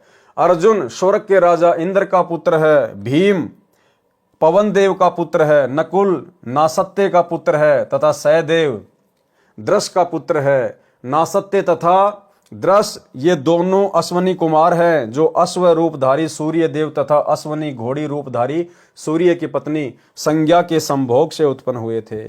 सूर्य को घोड़े रूप में न पहचान कर सूर्य पत्नी जो घोड़ी रूप धारण कर जंगल में तप कर रही थी, अपने धर्म की रक्षा के लिए घोड़ा रूपधारी सूर्य को पृष्ठभाग की ओर से नहीं जाने दिया। वह उस घोड़े से अभिमुख रही। काम वासनावश घोड़ा रूपधारी सूर्य घोड़ी रूपधारी अपनी पत्नी विश्वकर्मा की पुत्री के मुख की ओर से चढ़कर संभोग करने के कारण वीर्य का कुछ अंश घोड़ी रूपधारी सूर्य की पत्नी के पेट में मुख द्वारा प्रवेश कर गया, जिससे 2 लड़कों नासत्य तथा द्रस का जन्म घोड़ी रूपी सूर्य पत्नी के मुख से हुआ, जिस कारण से दोनों बच्चे अश्वनी कुमार कहलाए। यह पुराण कथा है। धर्मराज ने अपने पुत्र युधिष्ठिर को बताया कि आप सबका वहां पृथ्वी लोक में इतना ही सहयोग था, वह समाप्त हो चुका है। वे सर्व युद्ध में किए पाप कर्मों तथा अन्य जीवन में किए पाप कर्मों का फल भोगने के लिए नरक में डाल रखे हैं। आपके पुण्य अधिक हैं, इसलिए आप नरक में नहीं डाल रखे हैं, अतः आप उनसे नहीं मिल सकते। काल ब्रह्म की प्रबल प्रेरणावश होकर युधिष्ठिर ने उन सर्व भीम, अर्जुन, नकुल, सहदेव, द्रौपदी तथा कुंती को मिलने का हठ किया। धर्मराज ने एक यमदूत से कहा, आप युधिष्ठिर को इसके परिवार से मिलाकर शीघ्र लौट लाना। यमदूत युधिष्ठिर को लेकर नरक में प्रवेश हुआ। वहां पर आत्माएं हाहाकार मचा रहे थे, कह रहे थे, हे युधिष्ठिर, हमें नरक से निकलवा दो। मैं अर्जुन हूं, कोई कह रहा था मैं भीम हूं, मैं नकुल हूं, मैं सहदेव हूं, मैं कुंती हूं, मैं द्रौपदी हूं। इतने में यमदूत ने कहा, हे युधिष्ठिर, अब आप लौट चलिए। युधिष्ठिर ने कहा कि मैं भी अपने परिवारजनों के साथ यहीं नरक में ही रहूंगा। तब धर्मराज ने आवाज लगाई, युधिष्ठिर यहाँ आओ, मैं तेरे को एक युक्ति बताता हूं। ये आवाज सुनकर युधिष्ठिर अपने पिता धर्मराज के पास लौट आया। धर्मराज ने युधिष्ठिर को समझाया कि बेटा, आपने एक झूठ बोला था कि अश्वत्थामा मर गया, फिर दबी आवाज में कहा था पता नहीं मनुष्य था या हाथी, जबकि आपको पता था कि हाथी मरा है। उस झूठ बोलने के पाप का कर्म दंड देने के लिए आपको कुछ समय इसी बहाने नरक में रखना पड़ा, नहीं तो वह युक्ति मैं पहले ही आपको बता देता। युधिष्ठिर ने कहा, कृपया आप वह विधि बताइए जिससे मेरे परिजन नरक से निकल सकें। धर्मराज ने कहा, उनको एक शर्त पर नरक से निकाला जा सकता है कि आप अपने कुछ पुण्य उनको संकल्प कर दो। युधिष्ठिर ने कहा, मुझे स्वीकार है। ये कहकर युधिष्ठिर अपने आधे पुण्य उन 6 के निमित्त संकल्प कर दिए। वे 6 नरक से बाहर आकर धर्मराज के पास जहां युधिष्ठिर खड़ा था उपस्थित हो गए। उसी समय इंद्रदेव आया, अपने पुत्र अर्जुन को साथ लेकर चला गया। पवन देवता आया, अपने पुत्र भीम को साथ लेकर चला गया। इसी प्रकार अश्वनी कुमार नासत्य दृश्य आए, नकुल व सहदेव को लेकर चले गए।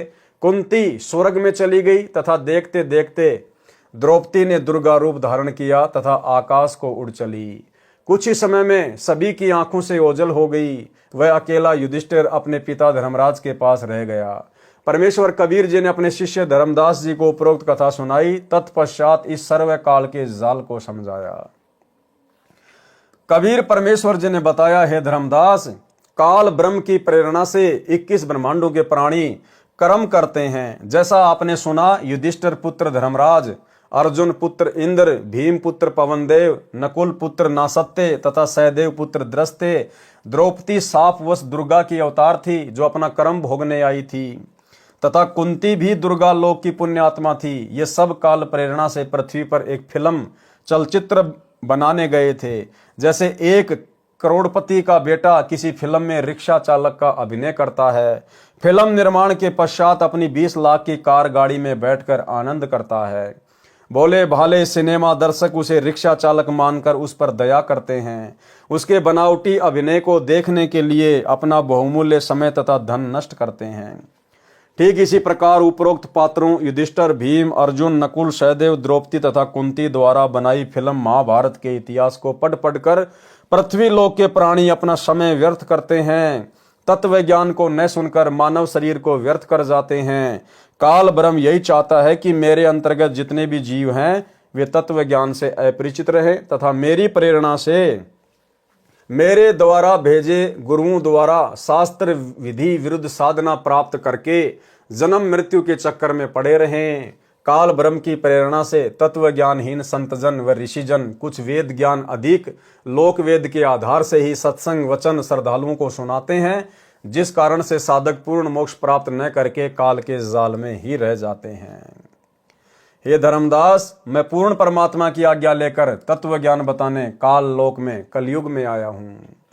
यानी अपने आप को छुपा रहे थे कबीर परमात्मा धर्मदास जी के सामने। क्या पांडव सदा स्वर्ग में ही रहेंगे? धर्मदास जी ने बंदी छोड़ कबीर परमेश्वर जी के चरण पकड़कर कहा, हे परमेश्वर, आप स्वयं सत्य पुरुष हो। धर्मदास जी ने अति विनम्र होकर आधीन भाव से प्रसन्न किया। प्रसन्न, हे बंदी छोड़ कबीर परमेश्वर जी, क्या पांडव अब सदा स्वर्ग में ही रहेंगे? उत्तर, नहीं धर्मदास, जो पुण्य युधिष्ठिर ने उनको प्रदान किए हैं, उन पुण्यों का तथा स्वयं किए यज्ञ आदि धार्मिक अनुष्ठानों का पुण्य जब स्वर्ग में समाप्त हो जाएगा, तब सभी पुण्य नरक में डाले जाएंगे। युद्ध में किए गए पाप कर्म तथा उस जीवन में किए गए पाप कर्म तथा संचित पाप कर्मों के फल को भोगने के लिए नरक में अवश्य गिरना होगा। युधिष्ठिर भी अपने आधे पुण्य दान करके पुण्यहीन हो गया है। वह भी शेष पुण्यों को स्वर्ग में समाप्त करके संचित पाप कर्मों के आधार से अवश्य नरक में डाला जाएगा। भले ही पाप कर्म कम होने के कारण नरक समय थोड़ा ही भोगना पड़े, परंतु नरक में अवश्य जाना पड़ेगा। जैसे युधिष्ठिर ने अश्वत्थामा मरने की झूठ बोली थी, उसका भी पाप कर्म दंड भोगने के लिए नरक में कुछ समय के लिए उसी समय ही जाना पड़ा। इसी प्रकार पूर्व जन्मों के संचित पाप कर्मों का दंड नरक में भोगना पड़ेगा। पश्चात पृथ्वी पर सर्व को अन्य प्राणियों की योनियों में भी जाना पड़ेगा। ये काल भ्रम का अटल विधान है। परंतु हे धर्मदास, जो साधक पूर्ण परमात्मा की भक्ति पूर्ण गुरु से उपदेश प्राप्त करके आजीवन मर्यादा में रहकर करता है, उसके सर्व पाप कर्म ऐसे नष्ट हो जाते हैं जैसे सूखे घास के बहुत बड़े ढेर को अग्नि की छोटी सी चिंगारी जलाकर भस्म कर देती है, उसकी राख को हवा उड़ाकर इधर उधर कर देती है। ठीक इसी प्रकार पूर्ण परमात्मा की भक्ति का शतनाम मंत्र रूपी अग्नि घास के ढेर रूपी पाप कर्मों को भस्म कर देता है। कबीर, जब ही सतनाम हृदय धर्यो भयो पाप को नाश, मानो चिंगी अग्नि की पड़े पुराने घास। एक समय भाई और बहनों, एक भगत भाई ने, जब मैं उससे मिलने गया तो उसने कहा कि भगत जी क्या फायदा इस भक्ति का, मैंने तो सतनाम भी ले लिया। तो दास ने कहा, भाई ऐसी क्या बात हो गई? बोला, भगत जी परमात्मा तो कहते हैं कि जब ही सतनाम हृदय धर्यो भयो पाप को नाश, और जैसे अग्नि चिंगारी की पड़े पुराने घास। गुरु जी तो कहते कि सतनाम मिलते सारे पाप कर्म नष्ट हो जाते हैं। मैं तो बीमारी से ठीक नहीं हो पा रहा, फिर मेरे पाप कर्म क्यों नहीं कटे सतनाम से? तो दास ने उसको समझाया मालिक के ज्ञान आधार से कि परमात्मा ने जो वाणी बोली है उसको समझने की आवश्यकता है। सतनाम प्राप्त होते ही पाप कर्म समाप्त नहीं हो जाते। परमात्मा ने कहा, जब ही सतनाम हृदय धर्यो भयो पाप को नाश, और जैसे चिंगी अग्नि की वो पड़े पुराने घास। जैसे किसी घास के सूखे ढेर से यदि कोई चिंगारी लगा दी जाए तो चिंगारी तो वही है, और चिंगारी लगते ही वो उसको जला के भस्म कर देगी। लेकिन अगर सूखी घास का ढेर 10-20 क्विंटल है तो भाई उसको जलने में कितना टाइम लगेगा? बोला, भगत जी उसको जलने में तो बहुत टाइम लगेगा। और सूखी घास का ढेर यदि 1 किलो है और उसको यदि वही चिंगारी लगा दी जाए तो उसको कितना टाइम लगेगा? बोला, भगत जी वो तो 2 मिनट में जला के नष्ट कर देगा 1 किलो घास को। तो दास ने कहा, भैया चिंगारी दोनों ही है। चिंगारी वो भी वही है जो 1 किलो घास के ढेर के लगाई गई, और चिंगारी वो भी वही है जो 20 क्विंटल घास के ढेर को लगाई गई। लेकिन 1 किलो घास को जलाने में तो 2 मिनट भी नहीं लगे, और 20 क्विंटल को जलाने में 1 दिन भी लग सकता है।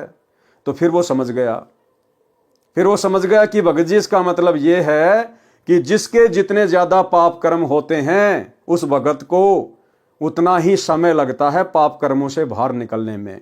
सतनाम तो अपना काम बराबर करेगा। जिस भगत के पाप कर्म थोड़े हैं उस भगत को सतनाम की कमाई से बहुत जल्दी राहत मिल जाती है, और जिसके पाप कर्म ज्यादा हैं तो भाई उसको साल भी लग जाए, 2 साल भी लग जाए, 6 महीने भी लग जाए, लेकिन सतनाम अपना काम बराबर करता है।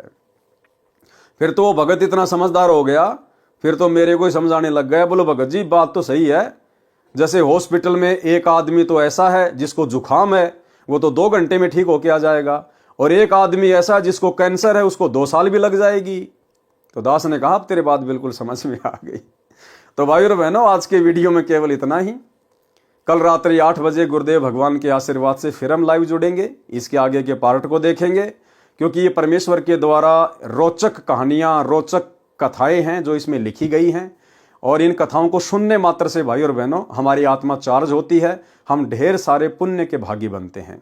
और जहां जहां गुरुदेव प्रेरणा करेंगे, हम सत्सेवक भाई बहनों के लिए कोई विशेष पॉइंट होगा, दास वहां पर अवश्य विश्लेषण करेगा। तो आज के वीडियो में केवल इतना ही। गुरुदेव भगवान हम सबको आज्ञा दें, इजाजत दें, आशीर्वाद दें। बंदी छोड़ सतगुरु रामपाल जी भगवान की जय हो।